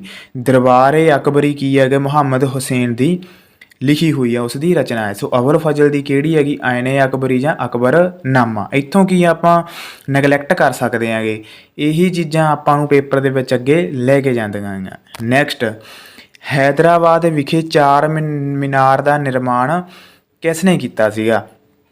ਹੈਦਰਾਬਾਦ ਵਿਖੇ ਚਾਰ ਮੀਨਾਰ। ਇੱਥੋਂ ਵੀ ਦੋ ਪ੍ਰਸ਼ਨ ਨਿਕਲਦੇ ਹੁਣ, ਚਾਰ ਮੀਨਾਰ ਹੈ ਕਿੱਥੇ ਆ? ਹੈਦਰਾਬਾਦ। ਸੋ ਇੱਥੋਂ ਵੀ ਕੀ ਹਾਲ ਹੈ, ਇੱਕ ਪ੍ਰਸ਼ਨ ਤੋਂ ਹੀ ਦੋ ਪ੍ਰਸ਼ਨ ਨਿਕਲ ਜਾਂਦੇ। ਚਾਰ ਮੀਨਾਰ ਹੁਣ ਪੇਪਰ ਦੇ ਵਿੱਚ ਕਈ ਵਾਰ ਪੁੱਛ ਲਿਆ ਜਾਂਦਾ ਹੈਗਾ ਚਾਰ ਮੀਨਾਰ ਕਿੱਥੇ ਹੈ, ਸੋ ਕਿੱਥੇ ਹੈਗਾ ਆਪਸ਼ਨ ਦੇ ਦਿੰਦੇ ਆ ਬੰਬੇ ਕਿੱਥੇ, ਸੋ ਕਿੱਥੇ ਹੈ ਇਹ ਹੈਦਰਾਬਾਦ। ਕ੍ਰਿਸ਼ਨ ਦੇਵ ਰਾਏ ਨੇ ਨਿਰਮਾਣ ਕਰਾਇਆ ਸੀ, ਮੁਹੰਮਦ ਕੁਲੀ ਕੁਤਬ ਸ਼ਾਹ ਨੇ, ਨਾਦਰ ਸ਼ਾਹ ਨੇ ਜਾਂ ਔਰੰਗਜ਼ੇਬ ਨੇ। ਸੋ ਹੈਦਰਾਬਾਦ ਦੇ ਵਿੱਚ ਜੋ ਚਾਰ ਮੀਨਾਰ ਮੁਹੰਮਦ ਕੁਲੀ ਕੁਤਬ ਸ਼ਾਹ ਨੇ ਕਰਵਾਇਆ ਸੀ। Option B is the right answer. Next, Simon commission ਦਾ ਗਠਨ ਕਿਸ ਨੇ ਕੀਤਾ ਸੀਗਾ? ਮਾਰਲੇ ਮਿੰਟੋ ਸੁਧਾਰਾਂ ਦੀ ਕਾਰਜਸ਼ੀਲਤਾ ਦੀ ਪੜਤਾਲ ਲਈ, ਭਾਰਤ ਦੇ ਗਣਤੰਤਰ ਰਾਜ ਦੀ ਘੋਸ਼ਿਤ ਕਰਨ ਲਈ, ਭਾਰਤ ਵਿੱਚ ਸਰਕਾਰ ਅਧਿਨਿਯਮ 1919 ਦੀ ਕਾਰਜਸ਼ੀਲਤਾ ਦੀ ਪੜਤਾਲ ਕਰਨ ਅਤੇ ਪ੍ਰਬੰਧਕੀ ਢਾਂਚੇ ਵਿੱਚ ਹੋਰ ਸੁਧਾਰ ਕਰਨ ਦੇ ਸੁਝਾਅ ਲਈ, ਜਾਂ ਇਹਨਾਂ ਵਿੱਚੋਂ ਕੋਈ ਨਹੀਂ। ਸੋ ਜੋ ਸਾਈਮਨ ਕਮਿਸ਼ਨ ਦਾ ਗਠਨ ਹੋਇਆ ਸੀਗਾ ਇਹ ਹੋਇਆ ਸੀਗਾ option C is the right answer. ਇਹ ਭਾਰਤ ਸਰਕਾਰ ਦਾ ਜੋ ਅਧਿਨਿਯਮ ਸੀ 1919 ਦੀ ਕਾਰਜਸ਼ੀਲਤਾ ਦੀ ਪੜਤਾਲ ਕਰਨ ਲਈ ਆਇਆ ਸੀਗਾ। So option C is the right answer. So Bharat ਹੁਣ ਸਾਈਮਨ ਕਮਿਸ਼ਨ ਆਇਆ ਕਦੋਂ ਸੀਗਾ, ਇਸ ਨਾਲ ਰਿਲੇਟਡ ਵੀ ਤੁਹਾਨੂੰ ਜਾਣਕਾਰੀ ਦਿੰਦੇ ਹਾਂ। 1928 ਦੇ ਵਿੱਚ ਇਹ ਭਾਰਤ ਦੇ ਵਿੱਚ ਆਇਆ ਸੀਗਾ। 1928 ਦੇ ਵਿੱਚ ਇਹ ਕੀ ਸੀਗਾ, 1919 ਜੋ ਅਧਿਨਿਯਮ ਸੀਗਾ ਉਸ ਦੀ ਪੜਤਾਲ ਲਈ ਆਇਆ ਸੀਗਾ। ਸੋ ਇਹਦੀ ਜੋ ਨਿਯੁਕਤੀ ਕੀਤੀ ਸੀਗੀ ਬ੍ਰਿਟਿਸ਼ ਸਰਕਾਰ ਨੇ ਇਸ ਦੀ ਬਣਾਇਆ ਸੀਗਾ ਸਾਈਮਨ ਕਮਿਸ਼ਨ। ਸੋ ਇਹਦੇ ਵਿੱਚ ਕੋਈ ਵੀ ਭਾਰਤੀ ਨਹੀਂ ਸੀਗਾ। ਜੋ ਇਹ ਕਮਿਸ਼ਨ ਬਣਿਆ ਸੀਗਾ ਸਾਈਮਨ ਕਮਿਸ਼ਨ, ਇਹਦੇ ਵਿੱਚ ਕੋਈ ਵੀ ਭਾਰਤੀ ਨਹੀਂ ਸੀ। ਇਸ ਲਈ ਭਾਰਤ ਦੇ ਲੋਕਾਂ ਨੇ ਇਸ ਦਾ ਕੀ ਕਰਨਾ ਸੀਗਾ, ਸਟਾਰਟ ਕਰਤਾ ਵਿਰੋਧ। ਸੋ ਇਸ ਲਈ ਭਾਰਤ ਦੇ ਲੋਕਾਂ ਨੇ ਕੀ ਸੀਗਾ, ਜਦੋਂ ਇਹ ਇੰਡੀਆ ਦੇ ਵਿੱਚ ਆਇਆ ਗਾ ਲਾਹੌਰ ਸਟੇਸ਼ਨ 'ਤੇ ਇਹ ਆਇਆ ਸੀਗਾ। ਸੋ ਲਾਹੌਰ ਸਟੇਸ਼ਨ 'ਤੇ ਜਦੋਂ ਆਇਆ ਇਹ, ਅਤੇ ਇੱਥੇ ਕੀ ਸੀਗਾ ਭਾਰਤ ਦੇ ਲੋਕਾਂ ਨੇ ਇਹਦੀ ਲੀਡ ਕਿਹਨੇ ਕੀਤਾ ਸੀਗਾ, ਲਾਲਾ ਲਾਜਪਤ ਰਾਏ ਜੀ ਨੇ। ਸੋ ਲਾਲਾ ਲਾਜਪਤ ਰਾਏ ਜੀ ਨੇ ਸਾਈਮਨ ਗੋ ਬੈਕ ਦਾ ਨਾਅਰੇ ਲਾਉਣੇ ਸਟਾਰਟ ਕਰਤੇ ਸੀਗੇ। ਵੀ ਸਾਈਮਨ ਵਾਪਸ ਜਾਓ। ਸੋ ਇਹ ਨਾਅਰੇ ਲਾਉਣੇ ਸਟਾਰਟ ਕਰਤੇ ਸੀਗੇ। ਇਸ ਦੇ ਕਾਰਨ ਜੋ ਉੱਥੇ ਸਿਕਿਉਰਿਟੀ ਸੀ, ਪੁਲਿਸ ਸੀਗੀ, ਉਹ ਸਾਰੀ ਸੀਗੀ ਬ੍ਰਿਟਿਸ਼। ਉਹਨਾਂ ਦੇ ਦਿਮਾਗ ਵਿੱਚ ਇਹ ਕਾਲੀਆਂ ਝੰਡੀਆਂ ਲੈ ਕੇ ਜਦੋਂ ਸਾਰੇ ਉਹਨਾਂ ਦਾ ਵਿਰੋਧ ਕਰਨ ਲੱਗ ਗਏ ਲਾਹੌਰ ਸਟੇਸ਼ਨ ਦੇ ਉੱਪਰ, ਸੋ ਫਿਰ ਇਹਨਾਂ ਦੇ ਲਾਠੀਚਾਰਜ ਸਟਾਰਟ ਕਰਨਾ ਸਟਾਰਟ ਕਰਤਾ ਸੀਗਾ। ਸੋ ਲਾਲਾ ਲਾਜਪਤ ਰਾਏ ਜੀ ਬੁਰੀ ਤਰ੍ਹਾਂ ਜ਼ਖਮੀ ਹੋ ਗਏ ਸੀਗੇ। ਸੋ ਉਹਨਾਂ ਦੀ ਕੀ ਹੋ ਗਈ ਸੀਗੀ, ਡੈਥ। ਇਸ ਕਰਕੇ 17 ਨਵੰਬਰ 1928 ਨੂੰ ਲਾਲਾ ਲਾਜਪਤ ਰਾਏ ਜੀ ਦੀ ਡੈਥ ਹੋ ਗਈ ਸੀਗੀ ਲਾਹੌਰ ਸਟੇਸ਼ਨ 'ਤੇ। ਉੱਥੇ ਲਾਠੀਚਾਰਜ ਜਦੋਂ ਕਰਨਾ ਸਟਾਰਟ ਕਰਤਾ ਸੀਗਾ। ਸੋ 1928 ਦੇ ਵਿੱਚ ਕੀ ਹੈ ਜੋ ਸਾਈਮਨ ਕਮਿਸ਼ਨ ਭਾਰਤ ਆਇਆ ਸੀਗਾ। ਸਾਈਮਨ ਗੋ ਬੈਕ ਦੇ ਨਾਅਰੇ ਲਾਉਣੇ ਸਟਾਰਟ ਕਰਤੇ ਸੀਗੇ। ਹੁਣ ਪੇਪਰ ਦੇ ਵਿੱਚ ਜੇਕਰ ਪੁੱਛ ਲੈਣ ਕਿਹੜੇ ਸਟੇਸ਼ਨ 'ਤੇ ਆਏ ਸੀਗੇ, ਇਹ ਲਾਹੌਰ ਸਟੇਸ਼ਨ ਦੇ ਉੱਪਰ ਆਏ ਸੀਗੇ। ਉੱਥੇ ਹੀ ਵਿਰੋਧ ਕਰਨਾ ਸਟਾਰਟ ਕਰਤਾ ਸੀਗਾ। ਦੇਖੋ ਇੱਕ ਪ੍ਰਸ਼ਨ ਨਾਲ ਰਿਲੇਟਡ ਕਿੰਨੀ ਜਾਣਕਾਰੀ ਨਿਕਲਦੀ ਹੈਗੀ। ਹੁਣ ਅਗਲੇ ਪ੍ਰਸ਼ਨ ਦੇ ਵਿੱਚ ਇਸ ਵਾਰ ਪੇਪਰ ਦੇ ਵਿੱਚ ਇਹ ਵੀ ਪੁੱਛਿਆ ਜਾ ਸਕਦਾ ਗਾ ਕਿਹੜੇ ਸਟੇਸ਼ਨ ਦੇ ਅਲੱਗ-ਅਲੱਗ ਦੇ ਦੇਣ, ਇਹਨਾਂ 'ਚੋਂ ਕਿਹੜਾ ਗਲਤ ਹੈਗਾ। ਤੋ ਹਰ ਇੱਕ ਚੀਜ਼ ਨੂੰ ਚੰਗੀ ਤਰ੍ਹਾਂ ਆਪਾਂ ਨੂੰ ਡਿਟੇਲ ਦੇ ਵਿੱਚ ਪਤਾ ਹੋਣਾ ਜ਼ਰੂਰੀ ਹੈਗਾ। ਨੈਕਸਟ, ਗਾਂਧੀ ਇਰਵਿਨ ਸਮਝੌਤਾ ਕਦੋਂ ਹੋਇਆ ਸੀ? 23 ਦਸੰਬਰ 1932, 15 ਮਾਰਚ 1933, 5 ਮਾਰਚ 1931 ਜਾਂ 10 ਫਰਵਰੀ 1930। ਸੋ ਜੋ ਗਾਂਧੀ ਇਰਵਿਨ ਸਮਝੌਤਾ ਹੋਇਆ ਸੀ ਉਹ ਹੋਇਆ ਸੀ 1931 ਦੇ ਵਿੱਚ। ਸੋ ਇਹਦੇ ਵਿੱਚ ਆਪਣਾ ਸਹੀ ਉੱਤਰ ਕੀ ਬਣੂਗਾ? Option C is the right answer. So ਜੋ ਗਾਂਧੀ ਇਰਵਿਨ ਸਮਝੌਤਾ ਹੋਇਆ ਸੀ ਉਹ 5 ਮਾਰਚ 1931 ਨੂੰ ਹੋਇਆ ਸੀਗਾ। ਇਹ ਅੰਦੋਲਨ ਦੇ ਵਿੱਚ ਗਾਂਧੀ ਤੇ ਇਰਵਿਨ ਦਾ ਕੀ ਸਮਝੌਤਾ ਹੋਇਆ ਸੀਗਾ? ਸਿਵਲ ਨਾਫਰਮਾਨੀ ਅੰਦੋਲਨ ਕਾਰਨ ਸੀਗੇ। ਸਿਵਲ ਨਾਫਰਮਾਨੀ ਅੰਦੋਲਨ ਜਦੋਂ ਸਟਾਰਟ ਹੋਇਆ ਸੀਗਾ ਉਦੋਂ ਕੀ ਹੋਇਆ ਸੀਗਾ, ਕਾਂਗਰਸ ਦੇ ਜਿੰਨੇ ਨੇਤਾ ਸੀਗੇ ਉਹਨਾਂ ਨੂੰ ਸਾਰਿਆਂ ਨੂੰ ਜੇਲ੍ਹ ਦੇ ਵਿੱਚ ਸੁੱਟਤਾ ਸੀਗਾ, ਜੇਲ੍ਹ ਵਿੱਚ ਗ੍ਰਿਫਤਾਰ ਕਰ ਲਿਆ ਸੀਗਾ।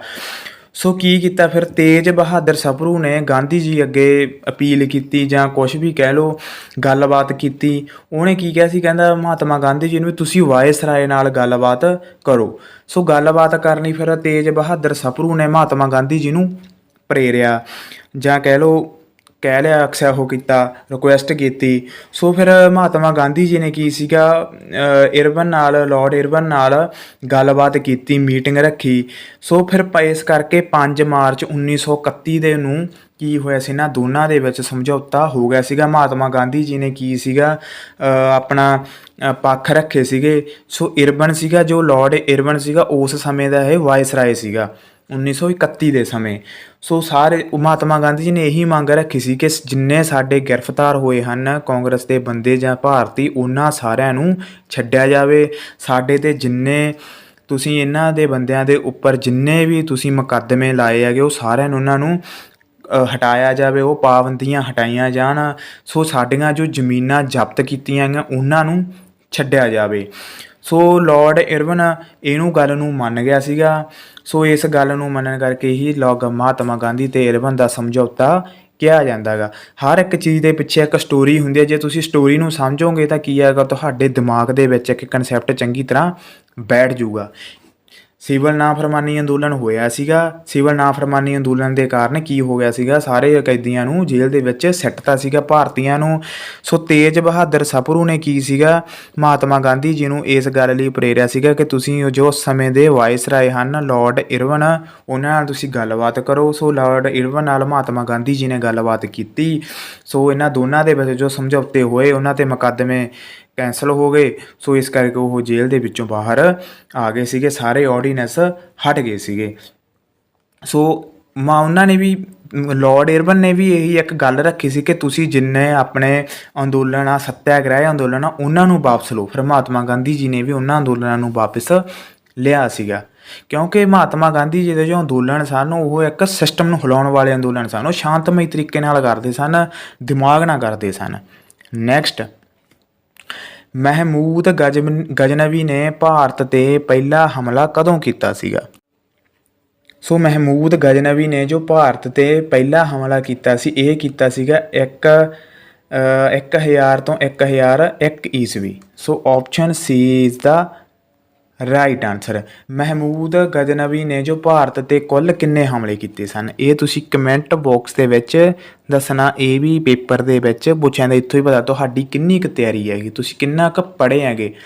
ਸੋ ਮਹਿਮੂਦ ਗਜ਼ਨਵੀ ਦਾ ਕਾਰਜਕਾਲ, ਸ਼ਾਸਨਕਾਲ ਤੁਹਾਨੂੰ ਦੱਸ ਦੇਣਾ, ਉਹ 998 ਤੋਂ ਲੈ ਕੇ 1030 ਤੱਕ। ਇੱਥੋਂ ਕੀ ਹੈ ਤੁਹਾਨੂੰ ਜਾਣਕਾਰੀ ਮਿਲ ਸਕਦੀ ਹੈ ਕਿ ਉਸਨੇ ਕਿੰਨੇ ਹਮਲੇ ਕੀਤੇ ਸੀਗੇ। ਤੁਹਾਨੂੰ ਆਪਸ਼ਨਾਂ ਦੱਸ ਦੇਣਾ ਗਾ, 10, 12, 15 ਜਾਂ 17। ਸੋ ਇੱਥੋਂ ਕਿਸੇ ਮਹਿਮੂਦ ਗਜ਼ਨਵੀ ਨੇ ਹਮਲੇ ਦੱਸਣੇ ਆ ਭਾਰਤ 'ਤੇ ਕਿੰਨੇ ਕੀਤੇ ਸੀਗੇ। ਨੈਕਸਟ, ਹੇਠ ਲਿਖਿਆਂ ਵਿੱਚੋਂ ਕਿਹੜਾ ਜੋੜਾ ਸਹੀ ਨਹੀਂ ਹੈਗੀ, ਵੀ ਕਿਹੜਾ ਗਲਤ ਹੈ ਇਹਦੇ 'ਚੋਂ ਜਾਂ ਸਹੀ ਹੈਗਾ। ਸਹੀ ਹੈਗਾ। 3 ਗਲਤ ਦਿੱਤੇ ਹੋਏ ਹੈਗੇ, 1 ਸਹੀ ਦਿੱਤਾ ਹੋਇਆ। ਸੋ ਦੱਸਣਾ, ਪਾਣੀਪਤ ਦੀ ਤੀਜੀ ਲੜਾਈ 1764, regulating act 1773, Pits India act 1761, Allahabad ਦੀ ਸੰਧੀ 1784। ਸੋ ਰੈਗੂਲੇਟਿੰਗ ਐਕਟ 1773 ਇਹ ਜੋੜਾ ਕੀ ਹੈਗਾ, ਸਹੀ ਹੈਗਾ। Option B is the right answer. ਹੁਣ ਪਾਣੀਪਤ ਦੀ ਤੀਜੀ ਲੜਾਈ ਹੋਈ ਕਦੋਂ ਸੀਗੀ? 1761 ਦੇ ਵਿੱਚ ਪਾਣੀਪਤ ਦੀ ਤੀਜੀ ਲੜਾਈ ਹੋਈ ਸੀਗੀ। ਪਾਣੀਪਤ ਦੀਆਂ ਵੀ 3 ਲੜਾਈਆਂ ਹੋਈਆਂ ਸਨ। ਪਹਿਲੀ ਲੜਾਈ ਕਦੋਂ ਹੋਈ ਸੀਗੀ? 1526 ਦੇ ਵਿੱਚ ਹੋਈ ਸੀਗੀ। ਦੂਜੀ ਲੜਾਈ ਕਦੋਂ ਹੋਈ ਸੀਗੀ? 1556 ਦੇ ਵਿੱਚ ਹੋਈ ਸੀਗੀ। ਅਤੇ ਤੀਜੀ ਲੜਾਈ ਕਦੋਂ ਹੋਈ ਸੀਗੀ? 1761 ਦੇ ਵਿੱਚ ਹੋਈ ਸੀਗੀ। ਇਹ ਕੀ ਸੀਗਾ? ਗਲਤ। ਪਹਿਲੀ ਲੜਾਈ 1526, ਦੂਜੀ 1556 ਜਾਂ ਤੀਜੀ 1761 ਦੇ ਵਿੱਚ। ਰੈਗੂਲੇਟਿੰਗ ਐਕਟ 1773 ਦੇ ਵਿੱਚ ਹੋਇਆ ਸੀ, ਇਹ ਸਹੀ ਹੈਗਾ। ਪਿਟਸ ਇੰਡੀਆ ਐਕਟ ਕਦੋਂ ਹੋਇਆ ਸੀਗਾ? 1784 ਦੇ ਵਿੱਚ। ਇਹ ਹੋਇਆ ਸੀਗਾ 1784 ਦੇ ਵਿੱਚ। ਇਲਾਹਾਬਾਦ ਦੀ ਸੰਧੀ ਕਦੋਂ ਹੋਈ ਸੀਗੀ? ਇਹ ਹੋਈ ਸੀਗੀ 1765 ਦੇ ਵਿੱਚ। ਇਹ ਤੁਹਾਨੂੰ ਜਾਣਕਾਰੀ ਹੋਣੀ ਚਾਹੀਦੀ ਹੈਗੀ। ਨੈਕਸਟ, ਕਹਿੰਦਾ ਭਾਰਤ ਦਾ ਗਵਰਨਰ ਜਨਰਲ ਬਣਨ ਵਾਲਾ ਪਹਿਲਾ ਭਾਰਤੀ ਕੌਣ ਸੀਗਾ? MK ਗਾਂਧੀ ਸੀ, ਰਾਮਸਵਾਮੀ ਰੇਡੀਅਰ, ਵੱਲਭ ਭਾਈ ਪਟੇਲ ਜਾਂ C Rajagopalachari. So Bharat ਦਾ ਗਵਰਨਰ ਜਨਰਲ ਬਣਨ ਵਾਲਾ ਪਹਿਲਾ ਭਾਰਤੀ ਸੀਗਾ C Rajagopalachari. Option D is the right answer. ਹੁਣ ਜੇਕਰ ਪੁੱਛਿਆ ਜਾਵੇ ਕਿ ਆਜ਼ਾਦ ਭਾਰਤ ਦਾ ਪਹਿਲਾ ਗਵਰਨਰ ਜਨਰਲ ਕੌਣ ਸੀਗਾ? ਸੋ ਆਜ਼ਾਦ ਭਾਰਤ ਦਾ ਪਹਿਲਾ ਗਵਰਨਰ ਜਨਰਲ ਸੀਗਾ ਲਾਰਡ ਮਾਊਂਟ ਬੈਂਟਨ, ਜਿਸ ਨੇ ਕੀ ਸੀਗਾ ਭਾਰਤ ਤੇ ਪਾਕਿਸਤਾਨ ਦੀ ਵੰਡ ਕਰਵਾਈ ਸੀ। Lord Mount Benton. ਇਹ ਕੀ ਸੀ? ਆਜ਼ਾਦ ਭਾਰਤ ਦਾ ਪਹਿਲਾ ਗਵਰਨਰ ਜਨਰਲ ਕਹਿ ਲਓ ਜਾਂ ਆਖਰੀ ਗਵਰਨਰ ਜਨਰਲ ਕਹਿ ਲਓ। ਹੁਣ ਪੇਪਰ ਦੇ ਵਿੱਚ ਪੁੱਛਿਆ ਜਾ ਸਕਦਾ ਕਿ ਭਾਰਤ ਦਾ ਆਖਰੀ ਗਵਰਨਰ ਜਨਰਲ ਕੌਣ ਸੀ? ਸੋ ਸੀਗਾ ਉੱਥੇ ਆਪਸ਼ਨ 'ਚ ਸੀ ਰਾਜਾ ਗੋਪਾਲਚਾਰੀਆ ਵੀ ਦੇ ਦੇਣਗੇ, ਲਾਰਡ ਮਾਊਂਟ ਬੈਂਟਨ ਵੀ ਦੇ ਦੇਣਗੇ, ਰੈੱਡ ਕਲਿਫ ਦੇ ਦੇਣਗੇ। ਸੋ ਕੀ ਸੀਗਾ? ਲਾਰਡ ਮਾਊਂਟ ਬੈਂਟਨ ਇਹ ਭਾਰਤ ਦਾ ਆਖਰੀ ਗਵਰਨਰ ਜਨਰਲ ਸੀਗਾ। ਆਜ਼ਾਦ ਭਾਰਤ ਦਾ ਵੀ ਪਹਿਲਾ ਗਵਰਨਰ ਜਨਰਲ ਹੈਗਾ ਸੀਗਾ, ਪਰ ਜੋ ਭਾਰਤੀ ਮੂਲ ਦਾ ਬਣਿਆ ਸੀਗਾ ਲਾਰਡ ਮਾਊਂਟ ਬੈਂਟਨ ਤੋਂ ਬਾਅਦ ਉਹ ਬਣਿਆ ਸੀ ਰਾਜਾ ਗੋਪਾਲਚਾਰੀਆ। ਨੈਕਸਟ, ਅਪ੍ਰੈਲ 1919 ਵਿੱਚ ਪੰਜਾਬ ਦਾ ਲੈਫਟੀਨੈਂਟ ਗਵਰਨਰ ਕੌਣ ਸੀਗਾ? ਡੇਨੀਅਲ ਐਵਸਟਨ, ਜਨਰਲ ਡਾਇਰ, ਜਨਰਲ ਓਡਵਾਇਰ ਜਾਂ ਜੇਮਸ ਵਿਲਸਨ। ਸੋ ਉਸ ਸਮੇਂ ਦਾ ਜੋ ਲੈਫਟੀਨੈਂਟ ਗਵਰਨਰ ਸੀਗਾ ਉਹ ਸੀਗਾ general O'Dwyer. Option C is the right answer.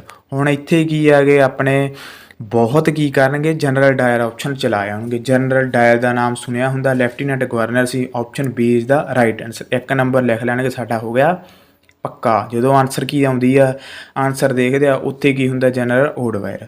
ਚੰਗੀ ਤਰ੍ਹਾਂ ਪੇਪਰ ਨੂੰ ਪੜ੍ਹਨਾ ਅਤੇ ਚੰਗੀ ਤਰ੍ਹਾਂ ਪੜ੍ਹ ਕੇ ਹੀ ਪੇਪਰ ਦੇਣਾ ਗਾ। ਜਲਦਬਾਜ਼ੀ 'ਚ ਕਦੇ ਵੀ ਹਮੇਸ਼ਾ ਸਾਰੀਆਂ ਚੀਜ਼ਾਂ ਕੀ ਹੁੰਦੀਆਂ, ਗਲਤ ਹੁੰਦੀਆਂ ਗਾ। ਸੋ ਜਨਰਲ ਓਡਵਾਇਰ ਉਸ ਸਮੇਂ ਦਾ ਲੈਫਟੀਨੈਂਟ ਗਵਰਨਰ ਸੀਗਾ। ਸ਼ਹੀਦ ਊਧਮ ਸਿੰਘ ਜੀ ਨੇ ਕੀ ਸੀਗਾ ਇਸ ਦਾ ਬਦਲਾ ਲਿਆ ਸੀਗਾ 1940 ਦੇ ਵਿੱਚ ਜਾ ਕੇ। 1940 ਵਿੱਚ ਲੰਡਨ ਵਿੱਚ ਕਤਲ ਕਰ ਦਿੱਤਾ ਸੀ। ਇਸ ਲਈ ਸ਼ਹੀਦ ਊਧਮ ਸਿੰਘ ਜੀ ਨੂੰ ਫਾਂਸੀ ਦੀ ਸਜ਼ਾ ਸੁਣਾਈ ਗਈ ਸੀਗੀ। ਜਨਰਲ ਓਡਵਾਇਰ ਨੂੰ 1940 ਦੇ ਵਿੱਚ ਉਹਨਾਂ ਦਾ ਉੱਥੇ ਜਾ ਕੇ ਕਤਲ ਕੀਤਾ ਸੀਗਾ ਜਾਂ ਮਾਰ ਦਿੱਤਾ ਸੀਗਾ, ਬਦਲਾ ਲਿਆ ਸੀਗਾ। ਆਪਾਂ ਕਤਲ ਨਹੀਂ ਕਹਿ ਸਕਦੇ, ਬਦਲਾ ਲਿਆ ਸੀਗਾ ਜਲਿਆਂਵਾਲੇ ਸਾਕੇ ਦਾ। ਨੈਕਸਟ, ਜਲਿਆਂਵਾਲਾ ਬਾਗ ਕਿਸ ਸ਼ਹਿਰ ਵਿੱਚ? ਇਹ ਤਾਂ ਸਾਰਿਆਂ ਨੂੰ ਪਤਾ ਹੀ ਆ ਕਿੱਥੇ, ਆਨੰਦਪੁਰ ਆ, ਤਰਨਤਾਰਨ, ਅੰਮ੍ਰਿਤਸਰ ਜਾਂ ਗੋਬਿੰਦਵਾਲ ਸਾਹਿਬ। ਸੋ ਜਲਿਆਂਵਾਲੇ ਬਾਗ ਜੋ ਹੈ ਉਹ ਹੈ ਸ਼੍ਰੀ ਅੰਮ੍ਰਿਤਸਰ ਸਾਹਿਬ ਵਿਖੇ। Option C is the right answer. Next ਕਹਿੰਦਾ ਸਿੰਧ ਵਿੱਚ ਮੋਹਨਜਦੜੋ ਦੇ ਟਿਕਾਣੇ ਦੀ ਖੁਦਾਈ ਕਿਸ ਨੇ ਕਰਵਾਈ ਸੀ? ਆਰ ਡੀ ਬੈਨਰਜੀ ਨੇ, ਡੀ ਆਰ ਸਾਹਨੀ ਨੇ, ਅਲੈਗਜ਼ੈਂਡਰ ਕਨਿੰਗਮ ਜਾਂ IRS ਬਿਸਤ। ਸੋ ਸਿੰਧ ਵਿੱਚ ਮੋਹਨਜੋਦੜੋ ਦੇ ਟਿਕਾਣੇ ਦੀ ਖੁਦਾਈ ਕਰਵਾਈ ਸੀਗੀ ਆਰ ਡੀ ਬੈਨਰਜੀ ਨੇ। Option A is the right answer.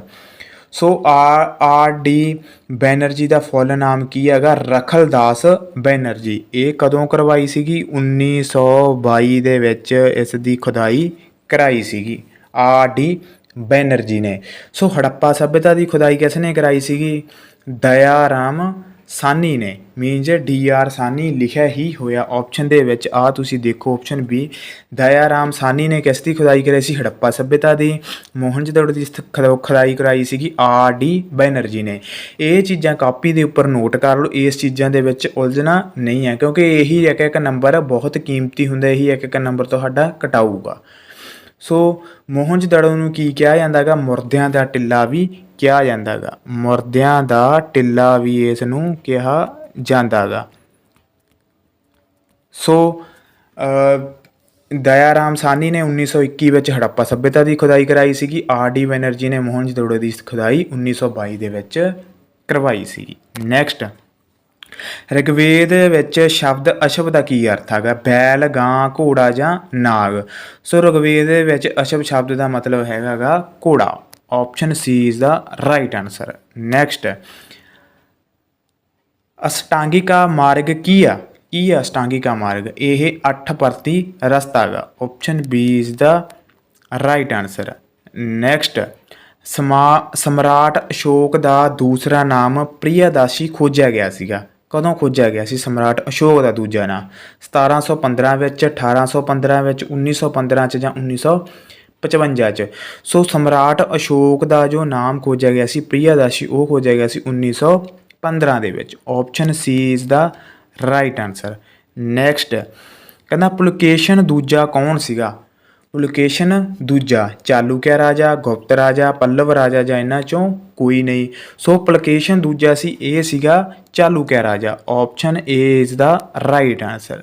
Next Bharat ਵਿੱਚ ਸਥਾਈ ਸਥਾਪਨ ਕਦੋਂ ਸ਼ੁਰੂ ਕੀਤਾ ਗਿਆ ਸੀਗਾ ਜਾਂ ਸਥਾਈ ਬੰਦੋਬਸਤ ਕਹਿ ਲਓ? 1757 'ਚ, 73 'ਚ, 64 'ਚ ਜਾਂ 93 'ਚ। ਸੋ ਸਥਾਈ ਬੰਦੋਬਸਤ ਸਟਾਰਟ ਕੀਤਾ ਗਿਆ ਸੀ 1793 ਦੇ ਵਿੱਚ। Option D is the right answer. ਇਹ ਇੱਕ ਭੂਮੀ ਪ੍ਰਬੰਧ ਸੀਗਾ, ਸਥਾਈ ਪ੍ਰਬੰਧ ਕਹਿ ਲਓ ਜਾਂ ਸਥਾਈ ਬੰਦੋਬਸਤ ਕਹਿ ਲਓ। 1793 ਦੇ ਵਿੱਚ ਲਾਰਡ ਕਾਰਨਵਾਲਿਸ ਦੁਆਰਾ ਇਹ ਸਟਾਰਟ ਕੀਤਾ ਗਿਆ ਸੀਗਾ। ਕਿਉਂ ਸਟਾਰਟ ਕੀਤਾ, ਕਿੱਥੇ ਸਟਾਰਟ ਕੀਤਾ ਗਿਆ ਸੀ? ਸਭ ਤੋਂ ਪਹਿਲਾਂ ਇਹ ਬੰਗਾਲ ਦੇ ਵਿੱਚ। ਮੈਂ ਤੁਹਾਨੂੰ ਪਹਿਲਾਂ ਵੀ ਕਿਹਾ ਕੋਈ ਵੀ ਚੀਜ਼ ਬ੍ਰਿਟਿਸ਼ ਸਰਕਾਰ ਵਾਲੇ ਸਟਾਰਟ ਕਰਦੇ ਸੀਗੇ ਉਹ ਪਹਿਲਾਂ ਬੰਗਾਲ ਦੇ ਵਿੱਚ ਸਟਾਰਟ ਕਰਦੇ ਹੁੰਦੇ ਸੀਗੇ। ਇਹਦੇ ਵਿੱਚ ਕੀ ਸੀਗਾ? ਜ਼ਿਮੀਂਦਾਰਾਂ ਨੂੰ ਹਮੇਸ਼ਾ ਦੇ ਲਈ ਉਹਨਾਂ ਦੀਆਂ ਜ਼ਮੀਨਾਂ ਦਾ ਮਾਲਕ ਬਣਾ ਦਿੱਤਾ ਸੀਗਾ ਲਾਰਡ ਕਾਰਨਵਾਲਿਸ ਨੇ। ਸਥਾਈ ਬੰਦੋਬਸਤ, ਸਥਾਈ ਦਾ ਮੀਨਜ਼ ਪੱਕਾ। ਇਸਥੋਂ ਹੀ ਆਪਾਂ ਸਮਝਦੇ ਹਾਂ ਜੇ ਇਹ ਜ਼ਮੀਨਾਂ ਨਾਲ ਰਿਲੇਟਡ ਹੋਊਗਾ। ਹੁਣ ਅਗਲੀ ਵਾਰ ਪੇਪਰ ਦੇ ਵਿੱਚ ਪ੍ਰਸ਼ਨ ਆਊਗਾ ਸਥਾਈ ਬੰਦੋਬਸਤ ਹੇਠਲੇ ਵਿੱਚੋਂ ਕਿਸ ਨਾਲ ਰਿਲੇਟ ਕਰਦਾ ਗਾ ਜਾਂ ਸੰਬੰਧਿਤ ਆ, ਉੱਥੇ ਤੁਹਾਨੂੰ ਅਲੱਗ-ਅਲੱਗ ਆਪਸ਼ਨਾਂ ਦੇ ਦੂਗਾ।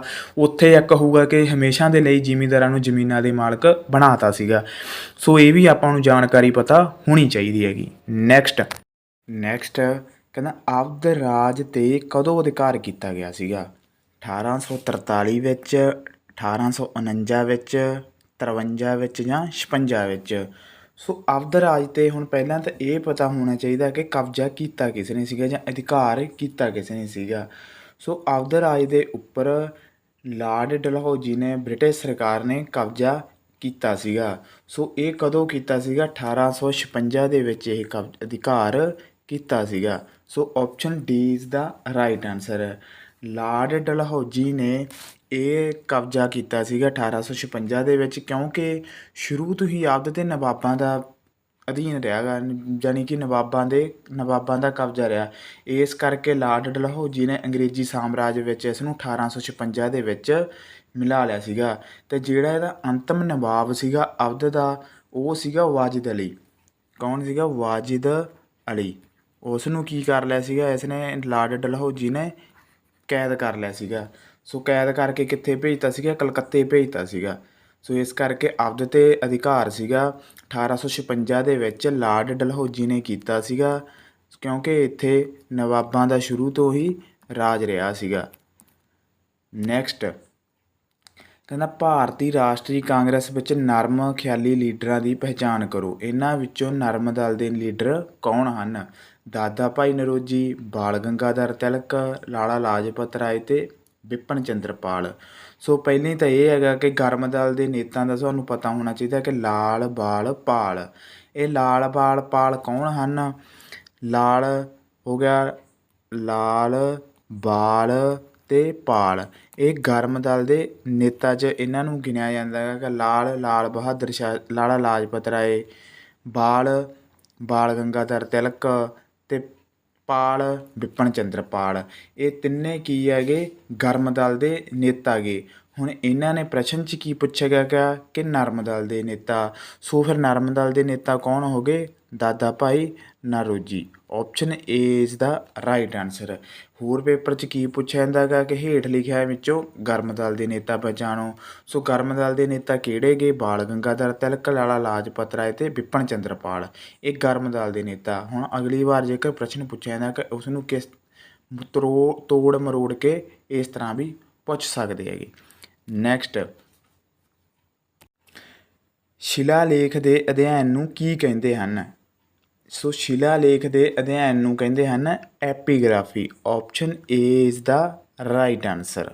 ਨੈਕਸਟ ਅਸੀਂ ਪਸੰਦ ਕਰੀਏ ਜਾਂ ਨਾ, ਹੁਣ ਅਸੀਂ ਸੰਯੁਕਤ ਭਾਰਤੀ ਰਾਸ਼ਟਰੀ ਅਤੇ ਅਣਵੰਡੇ ਹਾਂ, ਇਹ ਸ਼ਬਦ ਕਿਸ ਨੇ ਕਹੇ? ਮੌਲਾਨਾ ਅਬਦੁਲ ਕਲਾਮ ਆਜ਼ਾਦ, ਲਾਲਾ ਲਾਜਪਤ ਰਾਏ, ਜਵਾਹਰ ਲਾਲ ਨਹਿਰੂ ਜਾਂ ਬਾਲ ਗੰਗਾਧਰ ਤਿਲਕ। ਸੋ ਇਹ ਜੋ ਸ਼ਬਦ ਕਹੇ ਸਨ, ਇਹ ਕਹੇ ਸਨ ਮੌਲਾਨਾ ਅਬੁਲ ਕਲਾਮ ਆਜ਼ਾਦ ਨੇ। Option A is the right answer. So ਇਹ ਸ਼ਬਦ ਮੌਲਾਨਾ ਅਬੁਲ ਕਲਾਮ ਆਜ਼ਾਦ ਜੀ ਨੇ ਕਹੇ ਸਨ ਵੀ ਅਸੀਂ ਪਸੰਦ ਕਰੀਏ ਜਾਂ ਨਾ, ਹੁਣ ਅਸੀਂ ਸੰਯੁਕਤ ਭਾਰਤੀ ਰਾਸ਼ਟਰੀ ਅਤੇ ਅਣਵੰਡੇ ਹਾਂ। ਸੋ ਮੌਲਾਨਾ ਅਬੁਲ ਕਲਾਮ ਆਜ਼ਾਦ ਪਹਿਲੇ ਸਿੱਖਿਆ ਮੰਤਰੀ ਵੀ ਸਨ, ਇਹ ਐਜੂਕੇਸ਼ਨ ਮਿਨਿਸਟਰ ਵੀ ਸਨ। ਇਹ ਵੀ ਪੇਪਰ 'ਚ ਪੁੱਛਿਆ ਜਾ ਸਕਦਾ ਗਾ ਕਿ ਪਹਿਲੇ ਐਜੂਕੇਸ਼ਨ ਮਿਨਿਸਟਰ ਕੌਣ ਸਨ। ਸੋ ਇਹ ਸਨ ਅਬੁਲ ਕਲਾਮ ਆਜ਼ਾਦ। ਨੈਕਸਟ ਹੇਠ ਲਿਖਿਆਂ ਵਿੱਚੋਂ ਕਿਸ ਮੁਗਲ ਨੇ ਫਾਰਸੀ ਵਿੱਚ ਆਤਮ ਕਥਾ ਲਿਖੀ? ਸੋ ਆਪਣੀ ਆਤਮ ਕਥਾ ਲਿਖੀ। ਸੋ ਕਿਹੜੇ ਮੁਗਲ ਸ਼ਾਸਕ ਨੇ ਲਿਖੀ ਸੀਗੀ? ਬਾਬਰ ਨੇ, ਅਕਬਰ ਨੇ, ਜਹਾਂਗੀਰ ਨੇ ਜਾਂ ਔਰੰਗਜ਼ੇਬ ਨੇ? ਸੋ ਇਹ ਜੋ ਫਾਰਸੀ ਦੇ ਵਿੱਚ ਆਤਮ ਕਥਾ ਲਿਖੀ ਸੀਗੀ, ਇਹ ਲਿਖੀ ਸੀਗੀ ਜਹਾਂਗੀਰ ਨੇ। Option C is the right answer. So Farsi ਦੇ ਵਿੱਚ ਜਹਾਂਗੀਰ ਨੇ ਲਿਖੀ ਸੀਗੀ। ਕਿਹੜੀ ਲਿਖੀ ਸੀਗੀ? ਤੁਜ਼ਕ-ਏ ਜਹਾਂਗੀਰੀ। ਤੁਜ਼ਕ-ਏ ਜਹਾਂਗੀਰੀ।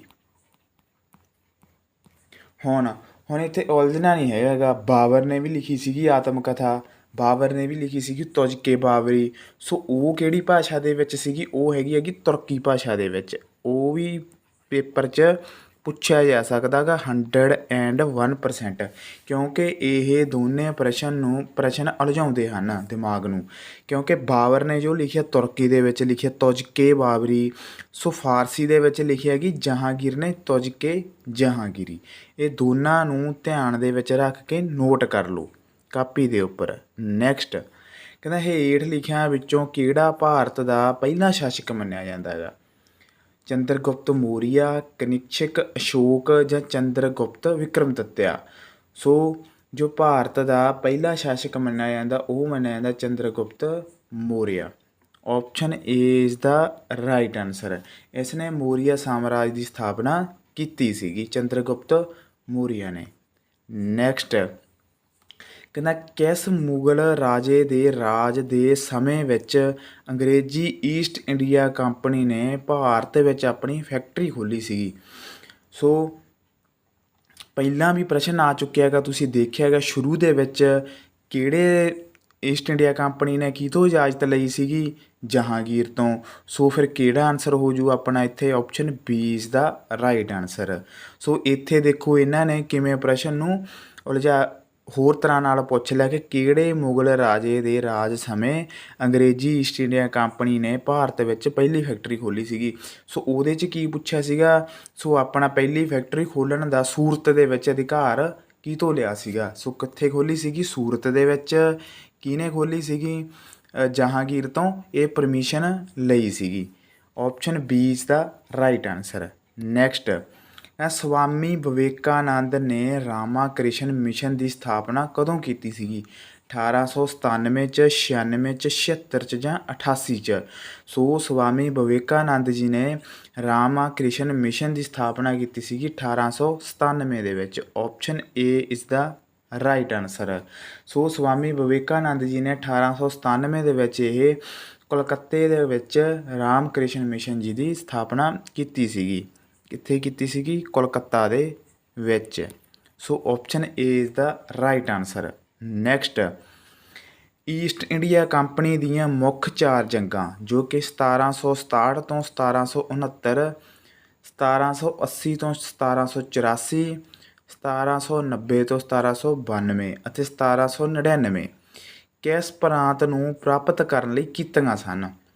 ਸੋ ਇਹ ਜੋ 4 ਲੜਾਈਆਂ ਸਨ, ਇਹ ਕਿਹੜੇ ਪ੍ਰਾਂਤ ਜਾਂ ਰਾਜ ਨੂੰ ਜਿੱਤਣ ਲਈ ਕੀਤੀਆਂ ਸੀ ਈਸਟ ਇੰਡੀਆ ਕੰਪਨੀ ਨੇ। ਮਰਾਠਾ ਨੂੰ, ਬੰਗਾਲ ਨੂੰ, ਹੈਦਰਾਬਾਦ ਨੂੰ ਜਾਂ ਮੈਸੂਰ ਨੂੰ। ਸੋ ਈਸਟ ਇੰਡੀਆ ਕੰਪਨੀ ਨੇ ਇਹ ਜੋ 4 ਲੜਾਈਆਂ ਕੀਤੀਆਂ ਸੀ ਜਾਂ ਜੰਗਾਂ ਕੀਤੀਆਂ ਸੀ, ਇਹ ਕੀਤੀਆਂ ਸੀਗੀਆਂ ਮੈਸੂਰ ਨੂੰ ਪ੍ਰਾਪਤ ਕਰਨ ਲਈ। Option D is the right answer. Next, British East India company ਦੇ ਕਲਰਕ ਤੋਂ ਗਵਰਨਰ ਪਦ ਤੱਕ ਕੰਮ ਕੀਤਾ। ਸੋ ਕਲਰਕ ਤੋਂ ਲੈ ਕੇ ਦੇਖੋ, ਛੋਟੇ ਪੱਧਰ ਤੋਂ ਲੈ ਕੇ ਇੱਕ ਵੱਡੀ ਪੋਸਟ ਤੱਕ ਕਿਹੜੇ ਬੰਦਾ ਸੀਗਾ ਉਹ ਜਿਹਨੇ ਕੰਮ ਕੀਤਾ ਸੀਗਾ। ਲਾਰਡ ਕਲਾਈਵ, ਲਾਰਡ ਡਲਹੌਜੀ ਜਾਂ ਇਹ ਦੋਨੋਂ ਜਾਂ ਇਹਨਾਂ ਵਿੱਚ ਕੋਈ ਨਹੀਂ ਗਾ। ਸੋ ਲਾਰਡ ਕਲਾਈਵ ਨੇ ਵੀ ਕਲਰਕ ਤੋਂ ਗਵਰਨਰ ਤੱਕ ਕੰਮ ਕੀਤਾ ਅਤੇ ਲਾਰਡ ਡਲਹੌਜੀ ਨੇ ਵੀ। ਸੋ ਫਿਰ ਕਿਹੜਾ ਉੱਤਰ ਸਹੀ ਬਣ ਜੂ ਆਪਣਾ, option C is the right answer. Next, ਕਹਿੰਦਾ ਸਵਦੇਸ਼ੀ ਅਤੇ ਬਾਈਕਾਟ ਅੰਦੋਲਨ ਵਿੱਚ ਕਿਸ ਨੇ ਭਾਗ ਨਹੀਂ ਲਿਆ ਸੀਗਾ। ਹੁਣ ਸਵਦੇਸ਼ੀ ਅਤੇ ਬਾਈਕਾਟ ਅੰਦੋਲਨ ਜੋ ਮਹਾਤਮਾ ਗਾਂਧੀ ਜੀ ਦੁਆਰਾ ਚਲਾਇਆ ਗਿਆ ਸੀਗਾ, ਇਸ ਅੰਦੋਲਨ ਦੇ ਵਿੱਚ ਕਿਸ ਨੇ ਭਾਗ ਨਹੀਂ ਲਿਆ ਸੀਗਾ। ਬਾਲ ਗੰਗਾਧਰ ਤਿਲਕ ਨੇ ਨਹੀਂ ਸੀ ਲਿਆ, ਜਾਂ ਰਵਿੰਦਰਨਾਥ ਟੈਗੋਰ ਨੇ, ਜਾਂ ਅਰਵਿੰਦ ਘੋਸ਼ ਨੇ, ਜਾਂ ਮਹਾਤਮਾ ਗਾਂਧੀ ਜੀ ਨੇ। ਸੋ ਇਹ ਅੰਦੋਲਨ ਦੇ ਵਿੱਚ ਮਹਾਤਮਾ ਗਾਂਧੀ ਜੀ ਨੇ ਭਾਗ ਨਹੀਂ ਲਿਆ ਸੀਗਾ। Option D is the right answer, ਸਵਦੇਸ਼ੀ ਅਤੇ ਬਾਈਕਾਟ ਅੰਦੋਲਨ। ਸੋ ਸਵਦੇਸ਼ੀ ਅਤੇ ਬਾਈਕਾਟ ਅੰਦੋਲਨ ਦੀ ਸ਼ੁਰੂਆਤ ਗਵਰਨਰ ਜਨਰਲ ਲਾਰਡ ਕਰਜ਼ਨ ਦੁਆਰਾ 1905 ਦੀ ਬੰਗਾਲ ਵੰਡ ਨਾਲ ਸ਼ੁਰੂ ਹੋਈ ਸੀ। ਜਦੋਂ 1905 ਦੇ ਵਿੱਚ ਬੰਗਾਲ ਦੀ ਵੰਡ ਹੋਈ ਹੈਗੀ, ਸਵਦੇਸ਼ੀ ਇਹ ਅੰਦੋਲਨ ਦੀ ਸ਼ੁਰੂਆਤ, ਮੈਂ ਪਹਿਲਾਂ ਮਹਾਤਮਾ ਗਾਂਧੀ ਜੀ ਦਾ ਨਾਮ ਲੈਤਾ ਸੀਗਾ ਵੀ ਉਹਨਾਂ ਦੁਆਰਾ ਚਲਾਇਆ ਗਿਆ ਸੀਗਾ, ਕਿਉਂਕਿ ਉਹ ਤਾਂ ਇੰਡੀਆ 'ਚ ਹੀ ਵਾਪਸ 1915 ਦੇ ਵਿੱਚ ਆਏ ਸੀਗੇ ਸਾਊਥ ਅਫਰੀਕਾ ਤੋਂ ਆਪਣੀ LLB ਦੀ ਡਿਗਰੀ ਕਰਕੇ। ਸੋ ਇਸ ਕਰਕੇ ਮਾਫੀ ਚਾਹੁੰਦਾ ਗਾ, ਮਹਾਤਮਾ ਗਾਂਧੀ ਜੀ ਨੇ ਇਸ ਅੰਦੋਲਨ ਦੇ ਵਿੱਚ ਭਾਗ ਨਹੀਂ ਲਿਆ ਸੀਗਾ। 1905 ਦੇ ਵਿੱਚ ਜਦੋਂ ਬੰਗਾਲ ਦੀ ਵੰਡ ਹੋਈ ਸੀਗੀ, ਭਾਰਤ ਦਾ ਉਹਦਾ ਗਵਰਨਰ ਜਨਰਲ ਕੌਣ ਸੀਗਾ, ਲਾਰਡ ਕਰਜ਼ਨ। ਸੋ ਉਸ ਵੰਡ ਦੇ ਨਾਲ ਇਹ ਜੋ ਅੰਦੋਲਨ ਸਟਾਰਟ ਹੋਏ ਸੀਗੇ। ਸੋ ਅਰਵਿੰਦ ਘੋਸ਼, ਲੋਕਮਾਨਿਆ ਤਿਲਕ, ਬਾਲ ਗੰਗਾਧਰ ਤਿਲਕ ਅਤੇ ਬਿਪਨ ਚੰਦਰ ਪਾਲ, ਲਾਲਾ ਲਾਜਪਤ ਰਾਏ ਨੇ ਇਸ ਅੰਦੋਲਨ ਦੀ ਜੋ ਕਿ ਕੀ ਕੀਤੀ ਸੀਗੀ, ਸ਼ੁਰੂਆਤ ਕੀਤੀ ਸੀ। ਨੈਕਸਟ, ਪ੍ਰੈਸ 'ਤੇ ਸਾਰੇ ਪ੍ਰਤੀਬੰਧ ਕਿਸ ਸਮੇਂ ਹਟਾਏ ਗਏ ਸਨ। ਕਿਸ ਨੇ ਹਟਾਏ ਸੀਗੇ, ਲਾਰਡ ਡਫਰਿਨ ਨੇ ਹਟਾਏ ਸੀ, ਮੈਕਾਲੇ ਨੇ, ਮੈਟਕਾਫ ਨੇ, ਜਾਂ ਇਰਵਨ ਨੇ। ਸੋ ਪ੍ਰੈਸ 'ਤੇ ਜੋ ਸਾਰੇ ਪ੍ਰਤੀਬੰਧ ਹਟਾਏ ਸੀ ਉਹ ਹਟਾਏ ਸੀਗੇ ਲਾਰਡ ਮੈਟਕਾਫ ਨੇ। ਸੋ ਕਿਹੜਾ ਉੱਤਰ ਸਹੀ ਹੋ ਜੂ ਆਪਣਾ, option C is the right answer. Next, Subhash Chandra ਨੇ ਮਹਾਤਮਾ ਗਾਂਧੀ ਦੀ ਡਾਂਡੀ ਯਾਤਰਾ ਦੀ ਤੁਲਨਾ ਕੀਤੀ, ਕਿਸ ਨਾਲ ਕੀਤੀ ਸੀਗੀ। ਨੈਪੋਲੀਅਨ ਦੇ ਪੈਰਿਸ ਮਾਰਚ ਨਾਲ, ਮੁਸੋਲੀਨੀ ਦੇ ਰੋਮ ਮਾਰਚ ਨਾਲ, ਉਪਰੋਕਤ ਦੋਨੋਂ, ਜਾਂ ਉਪਰੋਕਤ ਵਿੱਚੋਂ ਕੋਈ ਨਹੀਂ। ਸੋ ਸੁਭਾਸ਼ ਚੰਦਰ ਨੇ ਜੋ ਮਹਾਤਮਾ ਗਾਂਧੀ ਦੀ ਡਾਂਡੀ ਯਾਤਰਾ ਦੀ ਤੁਲਨਾ ਕੀਤੀ ਸੀ ਉਹ ਕੀਤੀ ਸੀਗੀ ਨੈਪੋਲੀਅਨ ਨੇ ਜੋ ਪੈਰਿਸ ਵਿੱਚ ਮਾਰਚ ਕੱਢਿਆ ਸੀ, ਅਤੇ ਮੁਸੋਲੀਨੀ ਦੇ ਰੋਮ ਮਾਰਚ ਨਾਲ। ਸੋ ਆਪਣਾ ਸਹੀ ਉੱਤਰ ਕੀ ਹੈ, option C is the right answer. Next, Bharat ਦਾ ਆਇਰਨ ਮੈਨ ਕਿਸ ਨੂੰ ਕਿਹਾ ਜਾਂਦਾ ਗਾ? ਵੱਲਭ ਭਾਈ ਪਟੇਲ, ਜਵਾਹਰ ਲਾਲ ਨਹਿਰੂ, ਮਹਾਤਮਾ ਗਾਂਧੀ ਜਾਂ ਵਿਨੋਬਾ ਭਾਵੇ। ਸੋ ਭਾਰਤ ਦਾ ਜੋ ਆਇਰਨ ਮੈਨ ਕਿਹਾ ਜਾਂਦਾ ਗਾ ਉਹ ਕਿਹਾ ਜਾਂਦਾ ਗਾ ਵੱਲਭ ਭਾਈ ਪਟੇਲ ਜੀ ਨੂੰ। Option A is the right answer. So ਇਹ ਭਾਰਤ ਦੇ ਪਹਿਲੇ ਉਪ ਪ੍ਰਧਾਨ ਮੰਤਰੀ ਵੀ ਸਨ। ਸੋ ਇਹਨਾਂ ਨੂੰ ਸਰਦਾਰ ਦੀ ਉਪਾਧੀ ਵੀ ਬਾਰਦੌਲੀ ਦੀਆਂ ਮਹਿਲਾਵਾਂ ਦੇ ਦੁਆਰਾ ਦਿੱਤੀ ਗਈ ਸੀਗੀ। ਨੈਕਸਟ, ਸਵਰਾਜ ਮੇਰਾ, ਸੋ ਇੱਥੇ ਮੇਲਾ ਪੈ ਗਿਆ। ਸਵਰਾਜ ਮੇਰਾ ਜਨਮ ਸਿੱਧ ਅਧਿਕਾਰ ਹੈ, ਬਾਲ ਗੰਗਾਧਰ ਤਿਲਕ ਨੇ ਇਸ ਅੰਦੋਲਨ ਤਹਿਤ ਕੀਤਾ। ਸੋ ਬਾਲ ਗੰਗਾਧਰ ਅੰਦੋਲਨ ਨੇ ਇੱਕ ਸ਼ਬਦ ਕਹੇ ਸਨ, ਸਵਰਾਜ ਮੇਰਾ ਜਨਮ ਸਿੱਧ ਅਧਿਕਾਰ ਹੈਗਾ। ਸੋ ਇਹ ਕਹੇ ਸੀਗੇ ਬੰਗ ਬੰਗ ਅੰਦੋਲਨ ਦੇ according. Option B is the right answer. So ਬੰਗ ਬੰਗ ਅੰਦੋਲਨ ਜੋ ਬੰਗਾਲ ਵੰਡ ਦਾ ਇੱਕ ਵਿਰੋਧੀ ਅੰਦੋਲਨ ਸੀਗਾ, ਵੀ ਬੰਗਾਲ ਦੀ ਵੰਡ ਕਿਉਂ ਹੋਈ ਸੀਗੀ। ਸੋ ਇਹ 7 ਅਗਸਤ 1905 ਨੂੰ ਸ਼ੁਰੂ ਹੋਇਆ ਸੀਗਾ। ਬੰਗ ਬੰਗ ਅੰਦੋਲਨ ਕਦੋਂ ਸਟਾਰਟ ਹੋਇਆ ਸੀਗਾ? 7 ਅਗਸਤ 1905 ਨੂੰ ਸਟਾਰਟ ਹੋਇਆ ਸੀਗਾ। ਸੋ ਇਹਦੇ ਜੋ ਪ੍ਰਮੁੱਖ ਨੇਤਾ ਸੀ, ਕਿਹਨਾਂ ਨੇ ਸਟਾਰਟ ਕੀਤਾ ਸੀਗਾ? ਇਹ ਸੁਰਿੰਦਰ ਨਾਥ ਬੈਨਰਜੀ ਅਤੇ ਕ੍ਰਿਸ਼ਨ ਕੁਮਾਰ ਮਿਸ਼ਰ ਨੇ ਸਟਾਰਟ ਕੀਤਾ ਸੀਗਾ। ਕਿਸ ਨੇ? ਸੁਰਿੰਦਰ ਨਾਥ ਬੈਨਰਜੀ ਅਤੇ ਕ੍ਰਿਸ਼ਨ ਕੁਮਾਰ ਮਿਸ਼ਰ ਨੇ ਸ਼ੁਰੂ ਕੀਤਾ ਸੀਗਾ। ਸੋ ਬੰਗਾਲ ਦੀ ਵੰਡ ਦੇ ਜਦੋਂ ਆਦੇਸ਼ ਕਰਤੇ ਸੀਗੇ, ਸੋ ਇਸ ਕਰਕੇ ਹੀ ਇਸ ਨਾਲ ਇਹ ਸਟਾਰਟ ਹੋਇਆ ਸੀਗਾ। ਹੁਣ ਬੰਗਾਲ ਦੀ ਵੰਡ ਹੋਈ ਕਦੋਂ ਸੀਗੀ? 16 ਅਕਤੂਬਰ 1905 ਨੂੰ ਬੰਗਾਲ ਦੀ ਵੰਡ ਸ਼ੁਰੂ ਹੋਈ ਸੀ। ਨੈਕਸਟ, ਅੰਤਿਮ ਸਰਕਾਰ ਦਾ ਪ੍ਰਧਾਨ ਮੰਤਰੀ ਕੌਣ ਸੀਗਾ? ਯਾਨੀ ਕਿ ਲਾਸਟ ਜੋ ਅੰਤਿਮ ਸਰਕਾਰ ਸੀਗੀ ਉਹਦਾ ਪ੍ਰਧਾਨ ਮੰਤਰੀ ਕੌਣ ਸੀ? ਮਹਾਤਮਾ ਗਾਂਧੀ, ਰਾਜਿੰਦਰ ਪ੍ਰਸਾਦ, ਜਵਾਹਰ ਲਾਲ ਨਹਿਰੂ ਜਾਂ ਮੁਹੰਮਦ ਅਲੀ ਜਿੰਨਾ। ਸੋ ਅੰਤਿਮ ਸਰਕਾਰ ਦਾ ਜੋ ਪ੍ਰਧਾਨ ਮੰਤਰੀ ਸੀ ਉਹ ਸੀ ਜਵਾਹਰ ਲਾਲ ਨਹਿਰੂ। ਪੰਡਿਤ ਜਵਾਹਰ ਲਾਲ ਨਹਿਰੂ ਜੀ ਸਨ। Option C is the right answer. Next, Mahatma Gandhi ji ਨੂੰ ਰਾਸ਼ਟਰਪਿਤਾ ਕਿਸ ਨੇ ਕਿਹਾ? ਸੋ ਮਹਾਤਮਾ ਗਾਂਧੀ ਜੀ ਨੂੰ ਰਾਸ਼ਟਰਪਿਤਾ ਦੀ ਉਪਾਧੀ ਕਿਸ ਨੇ ਦਿੱਤੀ ਸੀਗੀ? ਸੁਭਾਸ਼ ਚੰਦਰ ਬੋਸ ਨੇ, ਰਵਿੰਦਰਨਾਥ ਟੈਗੋਰ ਨੇ, BR ਅੰਬੇਦਕਰ ਨੇ ਜਾਂ ਬਾਲ ਗੰਗਾਧਰ ਤਿਲਕ ਨੇ। ਸੋ ਮਹਾਤਮਾ ਗਾਂਧੀ ਜੀ ਨੂੰ ਜੋ ਰਾਸ਼ਟਰਪਿਤਾ ਦੀ ਉਪਾਧੀ ਦਿੱਤੀ ਸੀਗੀ ਇਹ ਦਿੱਤੀ ਸੀਗੀ ਸੁਭਾਸ਼ ਚੰਦਰ ਬੋਸ ਨੇ। Option A is the right answer. So ਇਹ ਜੋ ਉਪਾਧੀ ਸੀਗੀ 4 ਜੂਨ 1944 ਨੂੰ ਸੁਭਾਸ਼ ਚੰਦਰ ਬੋਸ ਸਿੰਗਾਪੁਰ ਦੇ ਵਿੱਚ ਕੀ ਸੀਗਾ, ਰੇਡੀਓ ਦੇ ਵਿੱਚ ਇੱਕ ਸੰਦੇਸ਼ ਦਿੱਤਾ ਸੀਗਾ ਉਹਨਾਂ ਨੇ 4 ਜੂਨ 1944 ਨੂੰ ਕਿੱਥੇ? ਸਿੰਗਾਪੁਰ ਦੇ ਵਿੱਚ ਉਹਨਾਂ ਨੇ ਇੱਕ ਰੇਡੀਓ ਦੇ ਵਿੱਚ ਪ੍ਰਸਾਰਿਤ ਯਾਨੀ ਕਿ ਸੰਦੇਸ਼ ਦਿੱਤਾ ਸੀਗਾ ਅਤੇ ਕਿ ਮਹਾਤਮਾ ਗਾਂਧੀ ਸਾਰੇ ਦੇਸ਼ ਦੇ ਰਾਸ਼ਟਰਪਿਤਾ ਕਹਿ ਕੇ ਸੰਬੋਧਿਤ ਕੀਤਾ ਸੀਗਾ ਉਹਨਾਂ ਨੂੰ। ਸੋ ਬਾਅਦ ਵਿੱਚ ਭਾਰਤ ਸਰਕਾਰ ਨੇ ਇਸ ਨੂੰ ਮਾਨਤਾ ਵੀ ਦੇ ਦਿੱਤੀ ਸੀਗੀ ਕਿ ਉਹਨਾਂ ਨੂੰ ਰਾਸ਼ਟਰਪਿਤਾ ਦੀ ਉਪਾਧੀ ਦਿੱਤੀ ਗਈ ਸੀ। ਸੋ ਸਭ ਤੋਂ ਪਹਿਲਾਂ ਸੁਭਾਸ਼ ਚੰਦਰ ਬੋਸ ਜੀ ਨੇ ਇਹ ਨਾਮ ਦਿੱਤਾ ਸੀਗਾ। ਸਿੰਗਾਪੁਰ ਦੇ ਵਿੱਚ ਇੱਕ ਰੇਡੀਓ ਦੇ ਵਿੱਚ ਉਹਨਾਂ ਨੇ ਜਦੋਂ ਉਹਨਾਂ ਦਾ ਕੋਈ ਇੰਟਰਵਿਊ ਕਹਿ ਲਓ ਜਾਂ ਇੱਕ ਸੰਦੇਸ਼ ਦਿੱਤਾ ਸੀਗਾ। ਸੋ ਉਹਨਾਂ ਨੂੰ ਇਸ ਸੰਦੇਸ਼ ਦੇ ਰਾਹੀਂ ਉਹਨਾਂ ਨੇ ਮਹਾਤਮਾ ਗਾਂਧੀ ਜੀ ਨੂੰ ਰਾਸ਼ਟਰਪਿਤਾ ਦੇ ਨਾਮ ਨਾਲ ਕਿਹਾ ਸੀਗਾ, ਸੰਬੋਧਿਤ ਕੀਤਾ ਸੀਗਾ। ਸੋ ਇਸ ਕਰਕੇ ਭਾਰਤ ਵਿਵਾਦ ਵਿੱਚ ਭਾਰਤ ਦੀ ਸਰਕਾਰ ਨੇ ਇਹ ਉਪਾਧੀ ਦਿੱਤੀ ਸੀਗੀ, ਇਹਨੂੰ ਮਾਨਤਾ ਦਿੱਤੀ ਸੀ। ਨੈਕਸਟ, ਭਗਤੀ ਅੰਦੋਲਨ ਦੇ ਸੰਸਥਾਪਕ ਕੌਣ ਸੀ? ਸ਼ੰਕਰਾਚਾਰੀਆ, ਰਾਮਾਨੁਜ, ਚੇਤਨੀਏ ਮਹਾਪ੍ਰਭੂ ਜਾਂ ਰਾਮਾਨੰਦ। ਸੋ ਭਗਤੀ ਅੰਦੋਲਨ ਦੇ ਸੰਸਥਾਪਕ ਸਨ Shankaracharya. Option A is the right answer. Next, ਕਹਿੰਦਾ ਸਥਾਨਕ ਸਵੈ ਸ਼ਾਸਨ ਦਾ ਜਨਕ ਕਿਸ ਨੂੰ ਕਿਹਾ ਜਾਂਦਾ ਗਾ?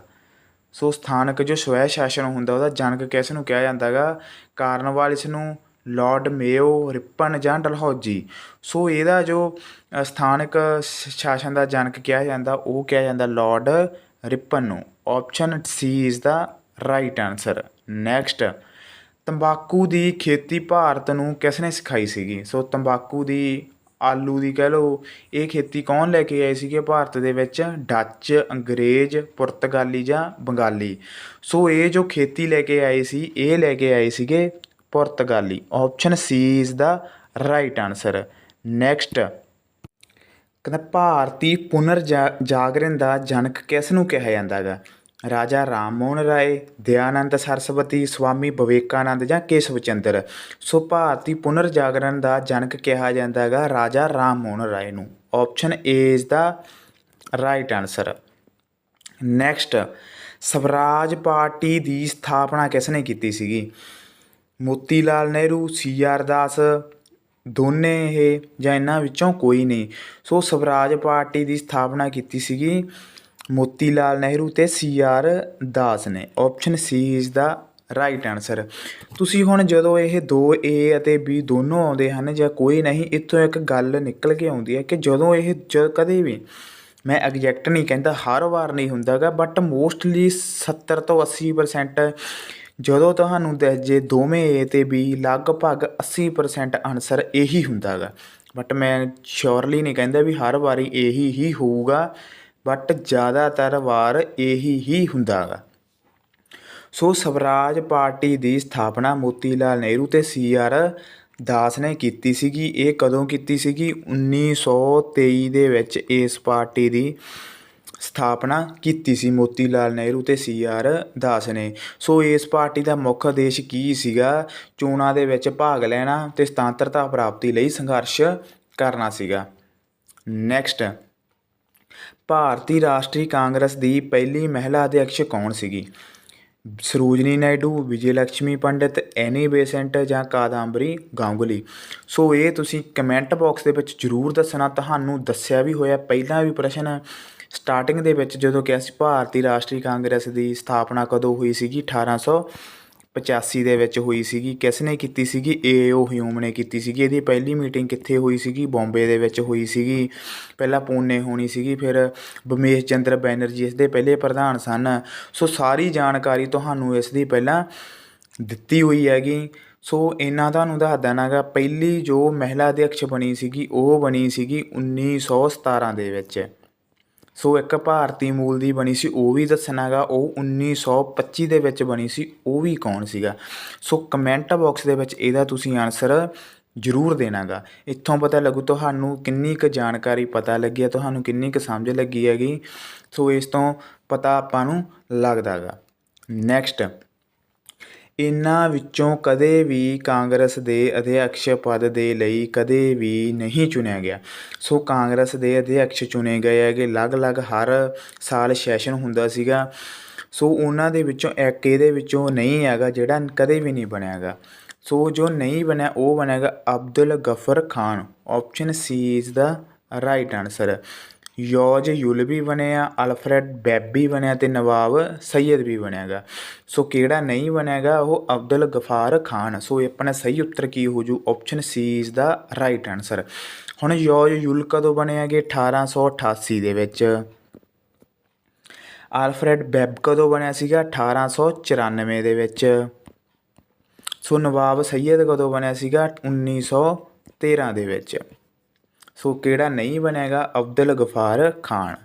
ਨੈਕਸਟ, ਕਹਿੰਦਾ ਨਿਮਨਲਿਖਤ ਵਿੱਚੋਂ ਕੌਣ ਭਾਰਤੀ ਰਾਸ਼ਟਰੀ ਕਾਂਗਰਸ ਦੇ ਸੰਸਥਾਪਕ ਸੀਗੇ? ਦਿਨਸਾ ਵਾਚਾ, ਬਦਰੂਦੀਨ ਤੇਵਜੀ, ਫਿਰੋਜ਼ ਸ਼ਾਹ ਮਹਿਤਾ ਜਾਂ ਉਪਰੋਕਤ ਸਾਰੇ।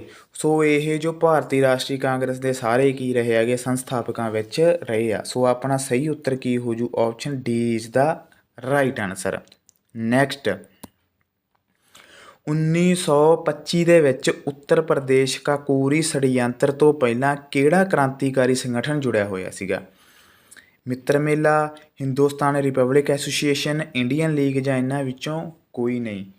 ਸੋ 1925 ਦੇ ਵਿੱਚ ਜੋ ਜੁੜਿਆ ਹੋਇਆ ਸੀਗਾ ਕ੍ਰਾਂਤੀਕਾਰੀ ਸੰਗਠਨ, ਉਹ ਜੁੜਿਆ ਹੋਇਆ ਸੀਗਾ Hindustan republic association. Option B is the right answer.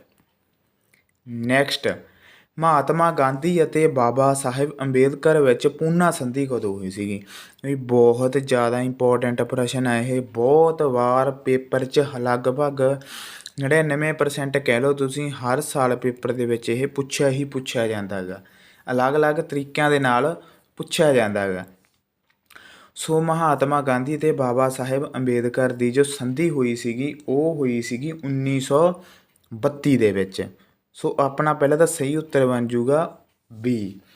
So ਇਹ ਜੋ ਸੰਧੀ ਹੋਈ ਸੀਗੀ 24 ਸਤੰਬਰ 1932 ਨੂੰ ਇਹ ਹੋਈ ਸੀਗੀ ਇਹ ਕਿਉਂ ਹੋਈ ਸੀਗੀ ਇਹ ਬਾਬਾ ਸਾਹਿਬ ਅੰਬੇਦਕਰ ਅਤੇ ਮਹਾਤਮਾ ਗਾਂਧੀ ਜੀ ਦੇ ਵਿੱਚ, ਕਿਉਂਕਿ ਇਹਨਾਂ ਦੇ ਵਿੱਚ ਕੁਛ ਮਤਭੇਦ ਪੈਦਾ ਹੋ ਗਏ ਸੀਗੇ। ਸੋ ਇਸ ਕਰਕੇ ਪੂਨੇ ਦੇ ਵਿੱਚ ਇੱਕ ਯਰਵ ਦਾ ਸੈਂਟਰਲ ਜੇਲ੍ਹ ਆ ਗਈ। ਯਰਵ ਦਾ ਮੈਂ ਲਿਖ ਵੀ ਦਿੰਨਾ ਗਾ, ਯਰਵ ਦਾ ਸੈਂਟਰਲ ਜੇਲ੍ਹ। ਦੇਖੋ ਮੀਟਿੰਗ ਵੀ ਕਿੱਥੇ ਹੋਈ ਸੀਗੀ, ਯਰਵ ਦਾ ਸੈਂਟਰਲ ਜੇਲ੍ਹ ਦੇ ਵਿੱਚ ਪੂਨੇ ਦੇ ਵਿੱਚ। ਇੱਥੇ ਇੱਕ ਇਹਨਾਂ ਦਾ ਸਮਝੌਤਾ ਹੋਇਆ ਸੀਗਾ। ਸੋ ਇਸ ਸਮਝੌਤੇ ਦੇ ਤਹਿਤ ਇਹਨਾਂ ਨੇ ਨਾ ਕੁਝ ਕੁ ਉਹ ਰੱਖੀਆਂ ਸੀਗੀਆਂ। ਕੀ ਸਮਝੌਤਾ ਹੋਇਆ ਸੀਗਾ ਕਿ ਜਿਹੜੇ ਇਹ ਜੋ ਸਮਝੌਤਾ ਹੋਇਆ ਇਹਦੇ ਐਕਟ ਦੇ ਅਧੀਨ ਜੋ ਕਿ ਰਾਜਾਂ ਦੇ ਵਿੱਚ ਵਿਧਾਨ ਸਭਾ ਦੀਆਂ ਜਾਂ ਵਿਧਾਨ ਮੰਡਲ ਦੀਆਂ ਚੋਣਾਂ ਹੋਣੀਆਂ ਸਨ, ਉਸ ਸਮੇਂ ਉਸ ਸੀਟਾਂ 'ਤੇ ਦਲਿਤਾਂ ਨੂੰ 148 ਸੀਟਾਂ ਦਾ ਰਾਖਵਾਂਕਰਨ ਦਿੱਤਾ ਜਾਵੇ। 148 ਸੀਟਾਂ ਦਾ ਰਾਖਵਾਂਕਰਨ ਦਿੱਤਾ ਜਾਵੇ ਜੋ ਉਸ ਸਮੇਂ ਦੀਆਂ ਵੋਟਾਂ ਪੈਣੀਆਂ ਸਨ ਦਲਿਤਾਂ ਨੂੰ। ਸੋ ਇਸ 148 ਸੀਟਾਂ ਦਾ ਜੋ ਰਾਖਵਾਂਕਰਨ ਦਾ ਅਧਿਕਾਰ ਉਹ ਪ੍ਰਾਪਤ ਕੀਤਾ ਸੀਗਾ ਬਾਬਾ ਸਾਹਿਬ ਅੰਬੇਦਕਰ ਦੇ ਦੁਆਰਾ। ਸੋ ਇਹ ਜੋ ਸਮਝੌਤੇ ਬਾਬਾ ਸਾਹਿਬ ਅੰਬੇਦਕਰ ਅਤੇ ਮਹਾਤਮਾ ਗਾਂਧੀ ਜੀ ਦੇ ਵਿੱਚ ਹੋਏ ਸੀਗੇ, ਇਸ ਕਰਕੇ ਇਹਨੂੰ ਪੂਨਾ ਦੀ ਸੰਧੀ ਕਹੀ ਜਾਂਦੀ ਹੈਗੀ। ਯਰਵ ਦਾ ਸੈਂਟਰਲ ਜੇਲ੍ਹ ਦੇ ਵਿੱਚ ਇਹ ਸੰਧੀ ਹੋਈ ਸੀਗੀ। ਨੈਕਸਟ ਕਹਿੰਦਾ ਨਮਕ ਸੱਤਿਆਗ੍ਰਹਿ ਅੰਦੋਲਨ ਦੇ ਲਈ ਮਹਾਤਮਾ ਗਾਂਧੀ ਜੀ ਨੇ ਕਿੰਨੀ ਦੂਰੀ ਤੈਅ ਕੀਤੀ ਸੀਗੀ। ਲਓ ਪਹਿਲਾਂ ਤਾਂ ਨਮਕ ਅੰਦੋਲਨ ਹੋਇਆ ਕਦੋਂ ਸੀਗਾ? ਇਹ ਹੋਇਆ ਸੀਗਾ ਮਹਾਤਮਾ ਗਾਂਧੀ ਜੀ ਦੁਆਰਾ ਕੀਤਾ ਗਿਆ ਸੀਗਾ 12 ਮਾਰਚ 1930 ਨੂੰ ਇਹ ਅੰਦੋਲਨ ਹੋਇਆ ਸੀਗਾ। ਸੋ ਇਹ ਮਹਾਤਮਾ ਗਾਂਧੀ ਜੀ ਨੇ ਆਪਣੇ ਸਾਥੀਆਂ ਨਾਲ ਮਿਲ ਕੇ ਇਹ ਸਾਬਰਮਤੀ ਆਸ਼ਰਮ ਜੋ ਕਿ ਅਹਿਮਦਾਬਾਦ ਵਿੱਚ ਹੈਗਾ, ਉੱਥੋਂ ਚੱਲੇ ਸੀਗੇ। ਅਤੇ ਇਹ ਉੱਥੋਂ ਚੱਲ ਕੇ ਲਗਭਗ 241 ਮੀਲ ਨਮਕ ਅੰਦੋਲਨ ਤੋੜਿਆ ਸੀਗਾ। ਕਿੱਥੋਂ ਤੱਕ ਗਏ ਸੀ? ਇਹ ਡਾਂਡੀ ਤੱਕ ਗਏ ਸੀਗੇ। ਸੋ ਸਾਬਰਮਤੀ ਆਸ਼ਰਮ ਤੋਂ ਡਾਂਡੀ ਤੱਕ 241 ਮੀਲ ਦੂਰ ਗਏ ਸੀਗੇ। ਸੋ ਫਿਰ ਕਿਹੜਾ ਉੱਤਰ ਸਹੀ ਬਣ ਜਾਊਗਾ? Option A is the right answer. 241 ਮੀਲ 24 ਦਿਨਾਂ ਦੇ ਵਿੱਚ ਇਹਨਾਂ ਨੇ ਮਾਰਚ ਕੰਪਲੀਟ ਕੀਤਾ ਸੀਗਾ। ਕਿੱਥੋਂ ਲੈ ਕੇ? ਅਹਿਮਦਾਬਾਦ ਤੋਂ ਲੈ ਕੇ ਡਾਂਡੀ ਤੱਕ, ਸਾਬਰਮਤੀ ਆਸ਼ਰਮ ਦੇ ਵਿੱਚ ਤੋਂ ਲੈ ਕੇ। ਨੈਕਸਟ ਜਨਾਰਦਨੀ ਸਤਿੰਦਰਨਾਥ ਟੈਗੋਰ ਦੀ ਪਤਨੀ ਪਹਿਲੀ ਭਾਰਤੀ ICS ਮੈਂਬਰ ਸੰਬੰਧਿਤ ਸਨ। ਸੋ ਇਹ ਕੇਸ ਨਾਲ ਸੰਬੰਧਿਤ ਸਨ। ਇਹ ਸੰਬੰਧਿਤ ਸਨ ਬ੍ਰਹਮਿਕਾ sari. Option B is the right answer. Next ਕਿਸ ਕਵੀ ਨੇ ਕਿਹਾ ਕਿ ਦਿੱਲੀ ਦੀਆਂ ਸੜਕਾਂ ਸਿਰਫ ਸੜਕਾਂ ਨਹੀਂ ਸਗੋਂ ਚਿੱਤਰਕਾਰ ਦੀ ਕਲਾਕ੍ਰਿਤੀ ਵਾਂਗੂ ਹਨ। ਸੋ ਇਹ ਜੋ ਕਹੇ ਸਨ ਇਹ ਮੀਰ ਤਕੀ ਮੀਰ ਨੇ ਕਵੀ ਨੇ ਕਹੇ ਸੀਗੇ। Option A is the right answer ਕਿ ਦਿੱਲੀ ਦੀਆਂ ਸੜਕਾਂ ਸਿਰਫ ਸੜਕਾਂ ਨਹੀਂ ਹੈ, ਚਿੱਤਰਕਾਰ ਦੀ ਕਲਾਕ੍ਰਿਤੀ ਵਾਂਗੂ ਹਨ। ਨੈਕਸਟ ਬ੍ਰਿਟਿਸ਼ ਭਾਰਤ ਦਾ ਇਤਿਹਾਸ ਅ ਹਿਸਟਰੀ ਆਫ ਬ੍ਰਿਟਿਸ਼ ਇੰਡੀਆ ਪੁਸਤਕ ਦਾ ਲੇਖਕ ਕੌਣ ਹੈਗਾ ਜੋ ਕਿ ਭਾਰਤ ਦੇ ਇਤਿਹਾਸ ਨੂੰ 3 ਕਾਲਾਂ ਹਿੰਦੂ, ਮੁਸਲਿਮ ਅਤੇ ਬ੍ਰਿਟਿਸ਼ ਵਿੱਚ ਵੰਡਦੀ ਹੈ। ਸੋ ਇਹ ਜੋ ਬੁੱਕ ਲਿਖੀ ਸੀ ਇਹ ਕਿਸ ਨੇ ਲਿਖੀ ਸੀਗੀ? ਵਾਰਨ ਹੇਸਟਿੰਗਜ਼ ਨੇ, ਵਿਲੀਅਮ ਡੌਸਿਨ, ਜੇਮਸ ਮਿਲ ਜਾਂ VA ਸਮਿਥ। ਸੋ ਇਹ ਜੋ ਬੁੱਕ ਲਿਖੀ ਸੀ ਇਹ ਲਿਖੀ ਸੀਗੀ ਜੇਮਸ ਮਿਲ ਨੇ। Option C is the right answer. Next ਸ਼ਬਦ ਦਿੱਲੀਵਾਲ ਨੂੰ ਕਿਸ ਨਾਲ ਜੋੜਿਆ ਜਾਂਦਾ ਹੈਗਾ? ਸੋ ਸ਼ਬਦ ਦਿੱਲੀਵਾਲ ਨੂੰ ਕਿਸ ਨਾਲ ਜੋੜਿਆ ਜਾਂਦਾ? ਇਹ ਜੋੜਿਆ ਜਾਂਦਾ ਹੈਗਾ ਤੋਮਰ ਅਤੇ ਚੌਹਾਨ ਰਾਜਿਆਂ ਦੇ ਅਧੀਨ ਦਿੱਲੀ ਵਿੱਚ ਚਲਾਏ ਜਾਣ ਵਾਲੇ ਸਿੱਕੇ ਸੀਗੇ। ਸੋ ਜੋ ਤੋਮਰ ਅਤੇ ਚੌਹਾਨ ਰਾਜਿਆਂ ਦੁਆਰਾ ਸਿੱਕੇ ਚਲਾਏ ਗਏ ਸੀ ਦਿੱਲੀ ਦੇ ਵਿੱਚ, ਉਸ ਨਾਲ ਇਸ ਨੂੰ ਜੋੜਿਆ ਜਾਂਦਾ ਹੈਗਾ ਸ਼ਬਦ ਦਿੱਲੀਵਾਲ ਨੂੰ। Option A is the right answer. Next ਕਹਿੰਦਾ ਉਪ ਮਹਾਦੀਪ ਵਿੱਚ ਰਾਜ ਕਰਨ ਵਾਲੇ ਕਿਹੜੇ ਰਾਜਿਆਂ ਨੇ ਸਭ ਤੋਂ ਪਹਿਲਾਂ ਸੋਨੇ ਦੇ ਸਿੱਕੇ ਚਲਾਏ ਸੀਗੇ? ਉਪ ਮਹਾਦੀਪ ਵਿੱਚ ਜੋ ਰਾਜਿਆਂ ਨੇ ਰਾਜ ਕੀਤਾ ਸੀ ਉਹ ਸੋਨੇ ਦੇ ਸਿੱਕੇ ਚਲਾਏ ਸੀ। ਕਿਹਨਾਂ ਨੇ ਚਲਾਏ ਸੀਗੇ? ਸੋ ਇਹ ਚਲਾਏ ਸੀਗੇ ਕੁਸ਼ਾਣ ਰਾਜਿਆਂ ਨੇ। Option C is the right answer. Next Congress ਦੇ ਸੂਰਤ ਅਧਿਵੇਸ਼ਨ ਦੀ ਪ੍ਰਧਾਨਗੀ ਕਿਸ ਨੇ ਕੀਤੀ ਸੀਗੀ? ਸੋ ਕਾਂਗਰਸ ਦੇ ਸੂਰਤ ਅਧਿਵੇਸ਼ਨ ਦੀ ਪ੍ਰਧਾਨਗੀ ਰਾਸ ਬਿਹਾਰੀ ਬੋਸ, ਅਰਵਿੰਦ ਘੋਸ਼, ਲਾਲਾ ਲਾਜਪਤ ਰਾਏ ਜਾਂ ਐਨੀ ਬੇਸੈਂਟ। ਸੋ ਕਾਂਗਰਸ ਦੇ ਸੂਰਤ ਸੈਸ਼ਨ ਦੀ ਪ੍ਰਧਾਨਗੀ ਕੀਤੀ ਸੀਗੀ ਰਾਸ ਬਿਹਾਰੀ ਬੋਸ ਨੇ। Option A is the right answer. So ਇਹ ਜੋ ਮੀਟਿੰਗ ਹੋਈ ਸੀਗੀ ਸੂਰਤ ਦੀ ਹੋਈ ਸੀਗੀ 1907 ਦੇ ਵਿੱਚ ਹੋਈ ਸੀਗੀ। ਤੁਹਾਨੂੰ ਦੱਸਿਆ ਹੀ ਹੈ ਕਿ ਕਾਂਗਰਸ ਦੀ ਹਰ ਸਾਲ ਅਧਿਵੇਸ਼ਨ ਕਹਿ ਲਓ ਜਾਂ ਮੀਟਿੰਗ ਹੁੰਦੀ ਸੀਗੀ। ਸੋ ਇਸ ਅਧਿਵੇਸ਼ਨ ਦੇ ਵਿੱਚ ਕਾਂਗਰਸ ਦੇ ਦੋ ਭਾਗਾਂ ਦੇ ਵਿੱਚ ਵੰਡੀ ਗਈ ਸੀਗੀ ਇਹ ਸੂਰਤ ਅਧਿਵੇਸ਼ਨ ਦੇ ਵਿੱਚ। ਕਿਹੜੇ ਨਰਮ ਦਲ ਅਤੇ ਗਰਮ ਦਲ ਦੇ ਵਿੱਚ। ਸੂਰਤ ਅਧਿਵੇਸ਼ਨ ਕਾਰਨ ਹੀ ਨਰਮ ਦਲ ਅਤੇ ਗਰਮ ਦਲ ਵਿੱਚ ਵੰਡੀ ਗਈ ਸੀਗੀ। ਦੋ ਭਾਗਾਂ ਦੇ ਵਿੱਚ ਕਾਂਗਰਸ ਵੰਡੀ ਗਈ ਸੀਗੀ 1907 ਦੇ ਵਿੱਚ। ਨੈਕਸਟ, ਭਾਰਤ ਵਿੱਚ ਦੌਲਤ ਨਿਕਾਸੀ ਦਾ ਸੰਕਲਪ ਕਿਸ ਨੇ ਦਿੱਤਾ ਸੀਗਾ? ਗੋਪਾਲ ਕ੍ਰਿਸ਼ਨ ਗੋਖਲੇ ਜੀ ਨੇ, ਦਇਆਨੰਦ ਸਰਸਵਤੀ, ਦਾਦਾ ਭਾਈ ਨਰੋਜੀ ਜਾਂ ਰਾਸ ਬਿਹਾਰੀ ਬੋਸ। ਸੋ ਭਾਰਤ ਵਿੱਚ ਦੌਲਤ ਨਿਕਾਸੀ ਦਾ ਸੰਕਲਪ ਦਿੱਤਾ ਸੀਗਾ ਦਾਦਾ ਭਾਈ ਨਰੋਜੀ ਨੇ। Option C is the right answer. Next, Tilak ਦਾ ਸੰਬੰਧ ਕਿਸ ਨਾਲ ਹੈਗਾ? ਸੋ ਤਿਲਕ ਦਾ ਸੰਬੰਧ ਆ ਜੋ ਕਿਸ ਰਾਜ ਨਾਲ ਹੈਗਾ? ਇਹ ਸੰਬੰਧ ਆ ਮਹਾਰਾਸ਼ਟਰ ਨਾਲ। Option A is the right answer. ਕਿਉਂਕਿ ਤਿਲਕ ਮੀਨਜ਼ ਬਾਲ ਗੰਗਾਧਰ ਤਿਲਕ। ਇਹ ਧਿਆਨ ਰੱਖਣਾ ਗਾ, ਬਾਲ ਗੰਗਾਧਰ ਤਿਲਕ ਉਹਨਾਂ ਦਾ ਜਨਮ ਹੋਇਆ ਸੀਗਾ ਮਹਾਰਾਸ਼ਟਰ ਦੇ ਵਿੱਚ। ਸੋ ਤਿਲਕ ਦਾ ਸੰਬੰਧ ਤਾਂ ਪੁੱਛਿਆ ਹੈਗਾ। ਨੈਕਸਟ, ਰਾਜਾ ਰਾਮ ਮੋਹਨ ਰਾਏ ਦੀ ਸਮਾਧੀ ਕਿੱਥੇ ਹੈਗੀ? ਬੰਗਾਲ 'ਚ, ਨਿਊਯਾਰਕ 'ਚ, ਹੁਗਲੀ 'ਚ ਜਾਂ ਬ੍ਰਿਸਟਲ ਦੇ ਵਿੱਚ ਹੈਗੀ? ਸੋ ਰਾਜਾ ਰਾਮ ਮੋਹਨ ਰਾਏ ਦੀ ਸਮਾਧੀ ਹੈਗੀ ਬ੍ਰਿਸਟਲ ਦੇ ਵਿੱਚ। Option D is the right answer. Next, ਭਾਰਤੀ ਰਿਆਸਤਾਂ ਵਿੱਚ ਲੈਪਸੀ ਨੀਤੀ ਨੂੰ ਕਿਸ ਨੇ ਲਾਗੂ ਕੀਤਾ ਸੀਗਾ? ਲਾਰਡ ਹੇਸਟਿੰਗਜ਼ ਨੇ, ਲਾਰਡ ਡਲਹੌਜੀ ਨੇ, ਕੈਨਿੰਗ ਨੇ ਜਾਂ ਵੈਲਜ਼ਲੀ ਨੇ? ਸੋ ਲੈਪਸ ਦੀ ਨੀਤੀ ਇਹ ਲਾਰਡ ਡਲਹੌਜੀ ਲੈ ਕੇ ਆਇਆ ਸੀ। ਸੋ ਕੀ ਉੱਤਰ ਬਣ ਜੂ ਆਪਣਾ ਸਹੀ? Option B is the right answer. So lapse ਦੀ ਨੀਤੀ ਲਾਰਡ ਡਲਹੌਜੀ ਨੇ ਅਪਣਾਈ ਸੀਗੀ। ਕੀ ਸੀਗਾ ਇਹਦੇ ਵਿੱਚ ਵੀ ਜੋ ਵੀ ਰਾਜਾ ਬੇਔਲਾਦ ਹੈਗਾ ਜਾਂ ਕਿਸੇ ਦੀ ਵੀ ਔਲਾਦ ਨਹੀਂ ਹੈਗੀ ਉਹ ਮਰ ਜਾਂਦਾ ਸੀਗਾ ਤਾਂ ਉਹਦਾ ਜੋ ਰਾਜ ਸੀਗਾ ਉਹ ਅੰਗਰੇਜ਼ੀ ਸਾਮਰਾਜ ਵਿੱਚ ਮਿਲਾ ਲਿਆ ਜਾਂਦਾ ਸੀਗਾ। ਸੋ ਉਹ ਅੰਗਰੇਜ਼ਾਂ ਦੀ ਆਗਿਆ ਤੋਂ ਬਿਨਾਂ ਨਾ ਤਾਂ ਕੋਈ ਪੁੱਤਰ ਗੋਦ ਲੈ ਸਕਦੇ ਸੀਗੇ, ਨਾ ਕੋਈ ਆਪਣਾ ਉੱਤਰਾਧਿਕਾਰੀ ਕਿਸੇ ਨੂੰ ਚੁਣ ਸਕਦੇ ਸਨ। ਸੋ ਲਾਰਡ ਡਲਹੌਜੀ ਨੇ ਰਾਜ ਦੇ ਵਿੱਚ ਜੋ ਕਿ ਪੁੱਤਰ ਸੀਗਾ ਗੋਦ ਲੈਣ ਦੀ ਮਨਾਹੀ ਕਰਤੀ ਸੀਗੀ। ਇਸ ਲਈ ਸਾਰੇ ਦੇਸੀ ਰਾਜ ਜੋ ਅੰਗਰੇਜ਼ੀ ਸਾਮਰਾਜ ਦੇ ਵਿੱਚ ਮਿਲਾ ਲਏ ਸੀਗੇ। ਇਹ ਸੀਗੀ ਲੈਪਸ ਦੀ ਨੀਤੀ। ਸੋ option B is the right answer. Next, ਹੇਠ ਲਿਖਿਆਂ ਵਿੱਚੋਂ ਗ੍ਰੀਕ ਦਾ ਕਿਹੜਾ ਰਾਜਦੂਤ ਵੈਸ਼ਨਵ ਬਣ ਗਿਆ ਸੀਗਾ ਅਤੇ ਗਰੂਡ ਥੰਮ ਦੀ ਸਥਾਪਨਾ ਵੇਸ਼ਨਗਰ ਵਿੱਚ ਕੀਤੀ ਸੀਗੀ? ਸੋ ਉਹ ਰਾਜਦੂਤ ਵੈਸ਼ਨਵ ਬਣਿਆ ਸੀਗਾ ਜੋ ਬਣਿਆ ਸੀਗਾ Heliodorus. Option A is the right answer. Heliodorus ਇਹ ਕੀ ਬਣਿਆ ਸੀਗਾ? ਰਾਜਦੂਤ ਵੈਸ਼ਨਵ ਗ੍ਰੀਕ ਦਾ ਬਣਿਆ ਸੀਗਾ। ਨੈਕਸਟ, ਪੁਰਾਤਤਵ ਵਿਗਿਆਨੀਆਂ ਅਨੁਸਾਰ ਆਦਿਕਾਲ ਕੀ ਸੀਗਾ? ਸੋ ਪੁਰਾਤਤਵ ਵਿਗਿਆਨੀਆਂ ਦੇ ਅਨੁਸਾਰ ਆਦਿਕਾਲ ਕੀ ਸੀਗਾ? ਇਹ ਸੀਗਾ ਪੁਰਾ ਪਾਸ਼ਾਣ। Option C is the right answer. ਇਹਦਾ ਮਤਲਬ ਕੀ ਹੁੰਦਾ ਗਾ? ਪੁਰਾਤਨ ਪੱਥਰ ਯੁੱਗ। ਇਹਦਾ ਮਤਲਬ ਇਹ ਹੁੰਦਾ ਗਾ ਪੁਰਾਸ਼ਨ ਦਾ। ਨੈਕਸਟ, ਵੈਦਿਕ ਸਾਹਿਤ ਧਰਮ ਸ਼ਬਦ ਦੀ ਵਰਤੋਂ ਕਿਹੜੇ ਬੋਧ ਵਿੱਚ ਕੀਤੀ ਗਈ ਹੈਗੀ? ਸੋ ਵੈਦਿਕ ਸਾਹਿਤ ਦੇ ਵਿੱਚ ਜੋ ਧਰਮ ਸ਼ਬਦ ਦੀ ਵਰਤੋਂ ਕੀਤੀ ਗਈ ਹੈਗੀ ਉਹ ਕੀਤੀ ਗਈ ਹੈਗੀ ਸਮਾਜ ਵਿੱਚ ਵਿਅਕਤੀਗਤ ਕਾਰਵਾਈ। Option D is the right answer. So ਸਮਾਜ ਦੇ ਵਿੱਚ ਵਿਅਕਤੀਗਤ ਕਾਰਵਾਈ ਕਰਨ ਦੇ ਨਿਯਮ ਵਜੋਂ। ਨੈਕਸਟ, ਰਿਗਵੇਦ ਵਿੱਚ ਵਿਸ਼ੇਸ਼ ਤੌਰ 'ਤੇ ਉਲੇਖਿਤ ਰੱਬ ਹੈ। ਸੋ ਰਿਗਵੇਦ ਦੇ ਵਿੱਚ ਜੋ ਰੱਬ ਵਿਸ਼ੇਸ਼ ਤੌਰ 'ਤੇ ਉਲੇਖਿਤ ਹੈਗਾ ਰੱਬ ਉਹ ਕੀ ਹੈਗਾ? ਬ੍ਰਹਮਾ, ਵਿਸ਼ਨੂੰ, ਇੰਦਰ ਜਾਂ ਪਸ਼ੂਪਤੀ। ਸੋ ਇਹ ਸੀ ਇੰਦਰ ਦੇਵਤੇ ਨੂੰ ਉਹ ਰੱਬ ਮੰਨਦੇ ਸੀ ਰਿਗਵੇਦ ਦੇ ਵਿੱਚ। Option C is the right answer. Next, ਇਹਨਾਂ ਵਿੱਚੋਂ ਕਿਹੜਾ ਮੰਦਰ ਇਸ ਗੱਲ ਦਾ ਪ੍ਰਮਾਣ ਹੈ ਕਿ ਪ੍ਰਾਚੀਨ ਭਾਰਤ ਦੀਆਂ ਬਸਤੀਵਾਦੀ ਅਤੇ ਸੱਭਿਆਚਾਰਕ ਗਤੀਵਿਧੀਆਂ ਭਾਰਤ ਤੋਂ ਬਾਹਰ ਤੱਕ ਫੈਲੀਆਂ ਹੋਈਆਂ ਸਨ?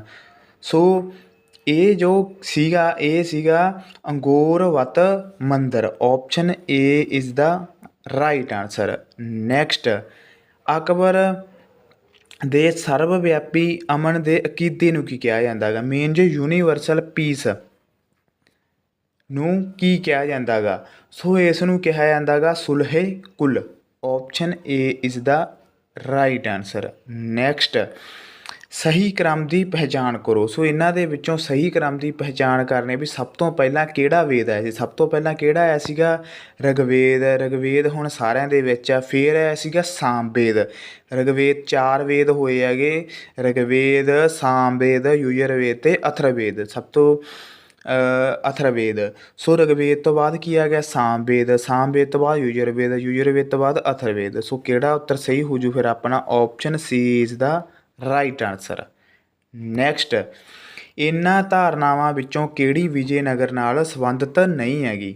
ਅਮਰਨਾਇਕ, ਰਈਆ, ਮਹਾਨਾਮੀ, ਦਿੱਬਾ ਜਾਂ ਨਟਰਾਜ ਦੇ ਰੂਪ ਵਿੱਚ ਸ਼ਿਵ। ਸੋ ਜੋ ਨਹੀਂ ਹੈਗਾ ਉਹ ਹੈਗਾ ਨਟਰਾਜ ਦੇ ਰੂਪ ਵਿੱਚ Shiv. Option D is the right answer. Next, ਇਹਨਾਂ ਵਿੱਚੋਂ ਕਿਹੜਾ ਸ਼ੰਕਰ ਬਾਰੇ ਸਹੀ ਨਹੀਂ ਹੈਗਾ? ਸੋ ਇਹਨਾਂ ਵਿੱਚ ਜੋ ਸਹੀ ਨਹੀਂ ਹੈਗਾ ਗਾ ਉਹ ਹੈਗਾ ਗਾ ਬ੍ਰਾਹਮਣ ਅੰਤਿਮ ਸੱਤ ਗੁਣਾ ਸੀ ਜਾਂ ਸੱਚ ਗੁਣਾ ਸੀਗਾ। Option B is the right answer. Next, Ashok ਦੇ ਸਮੇਂ ਅਭਿਲੇਖ ਕਿਸ ਭਾਸ਼ਾ ਵਿੱਚ ਨਹੀਂ ਖੋਦੇ ਗਏ ਸਨ? ਸੋ 3 ਭਾਸ਼ਾ ਵਿੱਚ ਖੋਦੇ ਗਏ ਸਨ। ਸੋ ਇਹਨਾਂ ਵਿੱਚੋਂ ਕਿਹੜੀ ਭਾਸ਼ਾ ਵਿੱਚ ਨਹੀਂ ਖੋਦੇ ਗਏ ਸਨ? ਉਹ ਸੀ Sanskrit. Option B is the right answer. Next ਕੀ ਹੈ? ਕਹਿੰਦਾ Daya Ram Sahni, Rakhaldas Banerjee, John Marshall, Cunningham ਭਾਰਤੀ ਇਤਿਹਾਸ ਦੇ ਕਿਸ ਦੌਰ ਨਾਲ ਸੰਬੰਧਿਤ ਮਹੱਤਵਪੂਰਨ ਹਨ? ਹੜੱਪਾ, ਸੰਗਮ, ਵਿਜੇਨਗਰ ਜਾਂ ਅਨੋਮ। ਸੋ ਦਇਆ ਰਾਮ ਸਾਹਨੀ ਤੁਹਾਨੂੰ ਪਤਾ ਹੀ ਹੈ ਕਿਸ ਨਾਲ ਸੰਬੰਧਿਤ ਹੈਗਾ? ਹੜੱਪਾ ਸੱਭਿਅਤਾ ਨਾਲ। ਹੜੱਪਾ ਸੱਭਿਅਤਾ ਦੀ ਖੁਦਾਈ ਕੀਤੀ ਸੀਗੀ 1921 ਦੇ ਵਿੱਚ। ਸੋ ਰਖਲਦਾਸ ਬੈਨਰਜੀ ਨੇ 1922 ਵਿੱਚ ਕਿਸ ਦੀ ਖੁਦਾਈ ਕੀਤੀ ਸੀਗੀ? ਮੋਹਨਜਦੜੋ ਦੀ। ਸੋ ਕਿਸ ਚੀਜ਼ ਨਾਲ ਰਿਲੇਟਡ ਹੋ ਗਏ ਫਿਰ ਇਹ? ਹੜੱਪਾ ਨਾਲ। ਆਪਸ਼ਨ ਏ ਇਸ ਦਾ ਰਾਈਟ ਆਨਸਰ।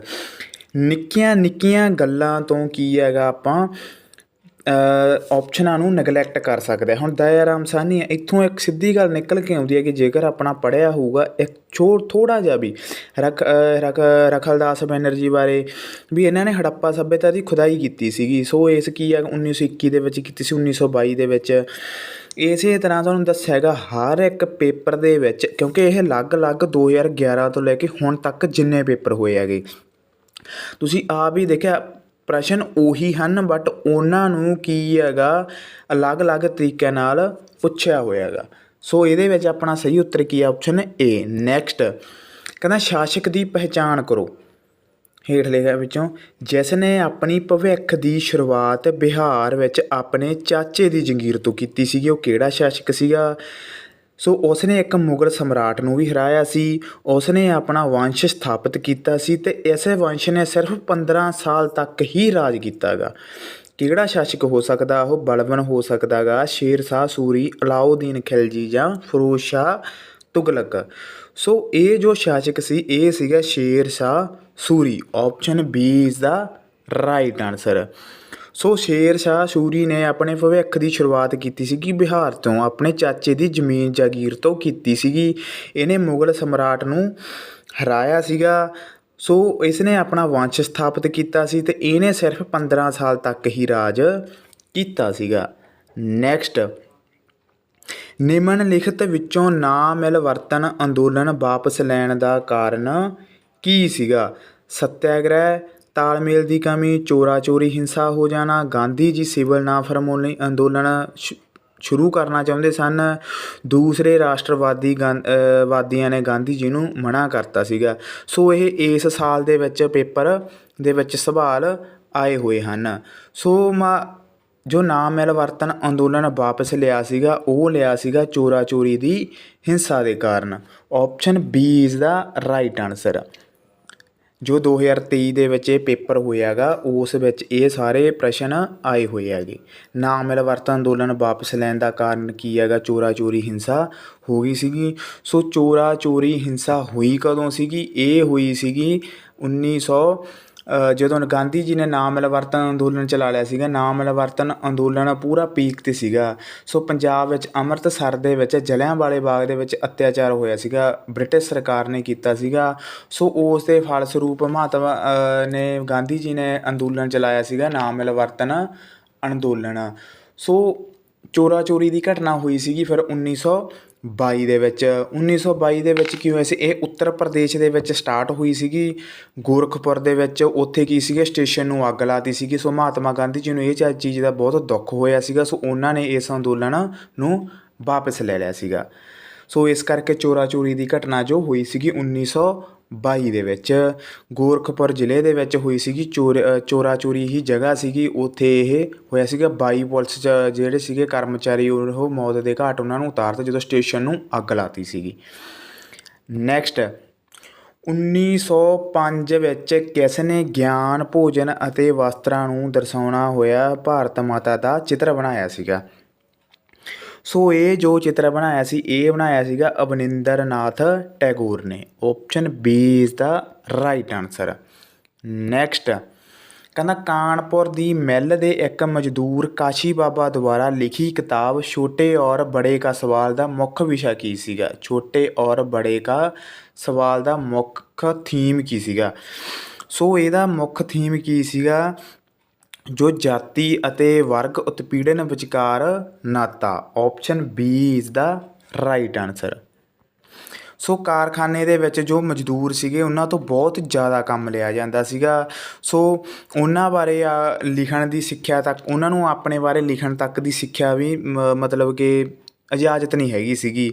ਸੋ ਉਹਨਾਂ ਨੇ ਆਪਣੇ ਬਾਰੇ ਜੋ ਫਿਰ ਕੀ ਸੀਗਾ, ਕਾਨਪੁਰ ਦੇ ਮਜ਼ਦੂਰ ਜੋ ਕਾਸ਼ੀ ਬਾਬਾ ਸੀਗੇ, ਉਹਨੇ 1938 ਦੇ ਵਿੱਚ, ਕਦੋਂ 1938 ਦੇ ਵਿੱਚ ਕੀ ਹੋਇਆ ਸੀਗਾ, ਇਹਨਾਂ ਸਵਾਲਾਂ ਦੇ ਉੱਪਰ ਲਿਖਿਆ ਅਤੇ ਪ੍ਰਕਾਸ਼ਿਤ ਕਰਵਾਇਆ। ਅਤੇ ਜੋ ਇਹ ਵਰਗ ਦੇ ਲੋਕ ਸੀਗੇ ਉਹਨਾਂ ਨੂੰ ਸਮਝਾਉਣ ਦੀ ਕੋਸ਼ਿਸ਼ ਕੀਤੀ ਸੀਗੀ, ਤੁਸੀਂ ਪੜ੍ਹੋ ਅਤੇ ਇਸ ਚੀਜ਼ਾਂ ਦਾ ਵਿਰੋਧ ਕਰੋ। ਸੋ ਆਪਣਾ ਸਹੀ ਉੱਤਰ ਕੀ ਹੈਗਾ, ਜਾਤੀ ਅਤੇ ਵਰਗ ਉਤਪੀੜਨ ਵਿਚਕਾਰ ਨਾਤਾ। ਸੋ ਇਹ ਜੋ ਆਪਣੀ ਵੀਡੀਓ ਆ ਗਈ, ਇਹਦਾ ਜੋ PDF ਹੈਗਾ, ਇਹ ਪ੍ਰਸ਼ਨ ਆ ਸਾਰੇ, ਇਹਦਾ PDF ਤੁਹਾਨੂੰ ਡਿਸਕ੍ਰਿਪਸ਼ਨ ਦੇ ਵਿੱਚ ਟੈਲੀਗ੍ਰਾਮ ਦਾ ਲਿੰਕ ਦਿੱਤਾ ਹੋਇਆ, ਉਹਨੂੰ ਤੁਸੀਂ ਟੈਲੀਗ੍ਰਾਮ ਚੈਨਲ ਨੂੰ ਜੁਆਇਨ ਕਰ ਲਿਓ, ਉੱਥੇ ਤੁਹਾਨੂੰ ਇਹ PDF ਮਿਲ ਜੂਗਾ। ਸੋ ਆਪਾਂ ਦੇਖਦੇ ਹਾਂ ਹੁਣ ਨੈਕਸਟ ਪ੍ਰਸ਼ਨ ਦੇ ਵੱਲ। ਕਹਿੰਦਾ ਜਲ੍ਹਿਆਂਵਾਲੇ ਬਾਗ ਦੇ ਸਾਕੇ ਦੇ ਸੰਦਰਭ ਵਿੱਚ ਨਿਮਨਲਿਖਤ ਵਿੱਚੋਂ ਕਿਹੜਾ ਸਹੀ ਨਹੀਂ ਹੈਗਾ। ਸੋ ਜਲ੍ਹਿਆਂਵਾਲੇ ਇਹ ਘਟਨਾ 10 ਅਪ੍ਰੈਲ 1919 ਨੂੰ ਵਾਪਰੀ ਸੀਗੀ। ਸੱਤਿਆਗ੍ਰਹਿ ਨੂੰ ਨੱਕ ਨਾਲ ਲਕੀਰਾਂ ਕੱਢਣ ਅਤੇ ਗਲੀਆਂ ਵਿੱਚ ਰਿੜਕੇ ਜਾਣ ਲਈ ਮਜਬੂਰ ਕੀਤਾ ਸੀ। ਇਹਦਾ ਟੀਚਾ ਸੱਤਿਆਗ੍ਰਹੀਆਂ ਦੇ ਦਿਮਾਗ ਵਿੱਚ ਨੈਤਿਕ ਪ੍ਰਭਾਵ ਉਤਪੰਨ ਕਰਨਾ ਸੀ। ਇਸ ਦਾ ਟੀਚਾ ਦਹਿਸ਼ਤ ਮਹਿਸੂਸ ਕਰਵਾਉਣਾ ਸੀਗਾ। ਸੋ ਜੋ ਜਲ੍ਹਿਆਂਵਾਲੇ ਬਾਗ ਦਾ ਸਾਕਾ ਹੋਇਆ ਸੀਗਾ, ਇਹ ਹੋਇਆ ਸੀਗਾ 13 ਅਪ੍ਰੈਲ 1919 ਨੂੰ। ਸੋ ਇੱਥੇ ਕੀ ਹੈਗਾ, ਸਹੀ ਨਹੀਂ ਹੈ ਜਿਹੜਾ ਉਹ ਆਪਸ਼ਨ ਏ ਨਹੀਂ ਸਹੀ ਹੈਗਾ। ਸੋ ਆਪਣਾ ਉੱਤਰ ਕੀ ਸਹੀ ਹੋ ਜਾਂਦਾ, option A is the right answer. So Amritsar ਦੇ ਵਿੱਚ ਜਿਹੜੇ ਦੋ ਪ੍ਰਸਿੱਧ ਨੇਤਾ ਸੀਗੇ ਕਿ ਕੌਣ, ਡਾਕਟਰ ਸੱਤਿਆਪਾਲ ਅਤੇ ਸੈਫੂਦੀਨ ਕਿਚਲੂ, ਇਹਨਾਂ ਨੂੰ ਗ੍ਰਿਫਤਾਰ ਕਰ ਲਿਆ ਸੀਗਾ ਬ੍ਰਿਟਿਸ਼ ਸਰਕਾਰ ਨੇ। ਸੋ ਇਸ ਕਰਕੇ 13 ਅਪ੍ਰੈਲ 1919 ਨੂੰ ਵਿਸਾਖੀ ਵਾਲੇ ਦਿਨ ਜਲ੍ਹਿਆਂਵਾਲੇ ਬਾਗ ਦੇ ਵਿੱਚ ਇੱਕ ਇਕੱਠ ਰੱਖਿਆ ਗਿਆ ਸੀਗਾ। ਸੋ ਇੱਥੇ ਲਗਭਗ 10,000 ਦੇ ਤਕਰੀਬ ਲੋਕ ਆਏ ਹੋਏ ਸਨ। ਸੋ ਮਾਈਕਲ ਓਡਵਾਇਰ ਸੀਗਾ ਜੋ ਉੱਥੋਂ ਉਸ ਸਮੇਂ ਦਾ ਪੰਜਾਬ ਦਾ ਲੈਫਟੀਨੈਂਟ ਗਵਰਨਰ ਸੀਗਾ। ਸੋ ਉਹਨੇ ਕੀ ਸੀਗਾ, ਜਨਰਲ ਡਾਇਰ ਨੂੰ ਵਿਸ਼ੇਸ਼ ਤੌਰ 'ਤੇ ਕੀ ਕੀਤਾ ਸੀਗਾ, ਇੱਥੇ ਕਾਨੂੰਨ ਲਾਗੂ ਕਰਨ ਵੀ ਇੱਥੇ ਕੋਈ ਵੀ ਹਿੰਸਾ ਨਹੀਂ ਫੈਲਣੀ ਚਾਹੀਦੀ ਗੀ। ਫਿਰ ਕੀ ਕੀਤਾ ਸੀਗਾ, ਜਨਰਲ ਡਾਇਰ ਨੇ ਉਹ ਦਿੱਤਾ ਸੀਗਾ ਆਪਣਾ ਗੋਲੀਆਂ ਚਲਾਉਣ ਦਾ ਹੁਕਮ ਦਿੱਤਾ ਸੀਗਾ। ਸੋ ਹੁਕਮ ਦਿੱਤਾ ਤਾਂ ਕੀ ਹੋਇਆ ਸੀਗਾ, ਤੁਹਾਨੂੰ ਪਤਾ ਹੀ ਆ ਸਾਰਿਆਂ ਨੂੰ, ਕਿੰਨੇ ਨਿਹੱਥੇ ਲੋਕ ਉਦੋਂ ਮਾਰੇ ਗਏ ਸਨ, ਬੇਕਸੂਰ ਨਿੱਕੇ ਨਿੱਕੇ ਬੱਚੇ ਮਾਰੇ ਗਏ ਸਨ। ਸੋ ਤੁਸੀਂ ਉੱਥੇ ਜਾ ਕੇ ਤੁਸੀਂ ਦੇਖਿਆ ਹੀ ਹੈਗਾ ਜਲ੍ਹਿਆਂਵਾਲੇ ਬਾਗ ਦੇ ਵਿੱਚ ਉਹ ਹਜੇ ਵੀ ਉੱਥੇ ਨਿਸ਼ਾਨ ਆ ਗਏ। ਸੋ ਇਸ ਕਰਕੇ ਜਲ੍ਹਿਆਂਵਾਲਾ ਜੋ ਬਾਗ ਦਾ ਸਾਕਾ ਹੋਇਆ ਸੀ 13 ਅਪ੍ਰੈਲ 1919 ਨੂੰ ਹੋਇਆ ਸੀਗਾ। ਬਾਕੀ ਆ ਸਾਰੀਆਂ ਚੀਜ਼ਾਂ ਵੀ ਨੱਕ ਨਾਲ ਲਕੀਰਾਂ ਕੱਢਣਾ, ਸਾਰੀਆਂ ਚੀਜ਼ਾਂ ਉਹ ਕੀਤਾ ਕੀ ਸੀਗਾ, ਇਹ ਸਾਰੀਆਂ ਉਸ ਨਾਲ ਰਿਲੇਟ ਕਰਦੀਆਂ ਨੇ। ਨੈਕਸਟ ਰਵਾਇਤੀ ਤਕਲੇ ਦਾ ਉਤਪਾਦਨ ਵਧਾਉਣ ਦੇ ਮਕਸਦ ਨਾਲ ਕਿਸ ਨੇ 1764 ਵਿੱਚ ਸਪਿਨਿੰਗ ਜੈਨੀ ਦਾ ਇਜਾਦ ਕੀਤੀ ਸੀਗੀ। ਟੀਪੂ ਸੁਲਤਾਨ, ਜੌਨ ਕੇ, ਰਿਚਰਡ ਆਰਕਟਾਈਟ ਜਾਂ ਮਹਾਤਮਾ ਗਾਂਧੀ। ਸੋ ਰਵਾਇਤੀ ਤਕਲੇ ਦਾ ਉਤਪਾਦਨ ਜੌਨ ਕੇ ਨੇ ਕੀਤਾ ਸੀ। Option B is the right answer. Next ਹੇਠ ਲਿਖਿਆਂ ਵਿੱਚੋਂ ਕਿਹੜਾ ਚੌਲ ਰਾਜਿਆਂ ਦੁਆਰਾ ਅਮੀਰ ਜ਼ਿਮੀਂਦਾਰਾਂ ਨੂੰ ਦਿੱਤਾ ਜਾਣ ਵਾਲਾ ਖਿਤਾਬ ਨਹੀਂ ਸੀਗਾ। ਸੋ ਕਿਹੜਾ ਨਹੀਂ ਸੀਗਾ, ਇਹ ਸੀਗਾ ਵੇਲਣ। Option C is the right answer.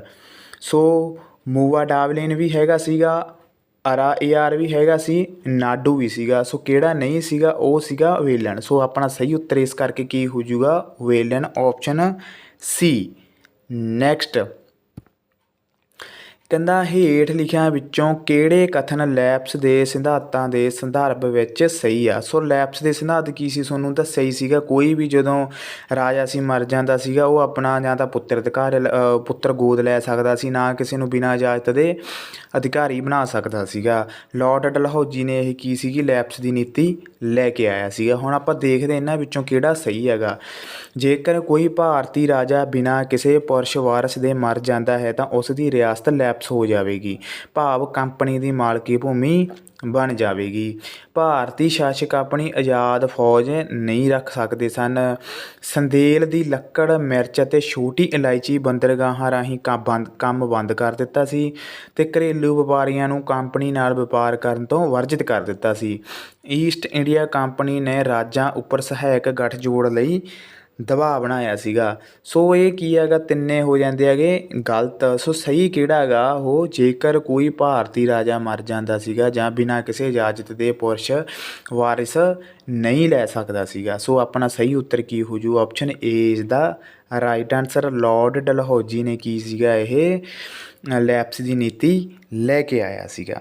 So ਇਹ ਸੀਗੇ ਅੱਜ ਦੀ ਆਪਣੀ ਜਾਣਕਾਰੀ। ਇੰਨੇ ਕੁ ਪ੍ਰਸ਼ਨ ਹਿਸਟਰੀ ਨਾਲ ਰਿਲੇਟਡ ਸਾਰੇ। ਸੋ ਆਪਾਂ ਅਗਲੀ ਵੀਡੀਓ ਦੇ ਵਿੱਚ ਜੀਓਗ੍ਰਾਫੀ ਨਾਲ ਰਿਲੇਟਡ, ਪੋਲੀਟੀਕਲ ਨਾਲ ਰਿਲੇਟਡ ਵੀ ਲੈ ਕੇ ਆਵਾਂਗੇ। ਉਮੀਦ ਆ ਤੁਹਾਨੂੰ ਇੰਨੀ ਕੁ ਜਾਣਕਾਰੀ ਚੰਗੀ ਲੱਗੀ। ਜੇਕਰ ਜਾਣਕਾਰੀ ਚੰਗੀ ਲੱਗੀ ਤਾਂ ਕਮੈਂਟ ਬਾਕਸ ਦੇ ਵਿੱਚ ਜ਼ਰੂਰ ਦੱਸਣਾ ਅਤੇ ਟੈਲੀਗ੍ਰਾਮ ਚੈਨਲ ਨੂੰ ਜੁਆਇਨ ਕਰ ਲੈਣਾ, ਉੱਥੇ ਤੁਹਾਨੂੰ ਇਹ PDF ਮਿਲ ਜਾਵੇਗਾ। ਸੋ ਮਿਲਦੇ ਹਾਂ ਆਪਾਂ ਨੈਕਸਟ ਵੀਡੀਓ ਦੇ ਵਿੱਚ ਅਤੇ ਨੈਕਸਟ ਟੌਪਿਕ ਦੇ ਨਾਲ। ਤਦ ਤੱਕ ਸਾਰਿਆਂ ਨੂੰ ਪਿਆਰ ਭਰੀ ਸਤਿ ਸ਼੍ਰੀ ਅਕਾਲ।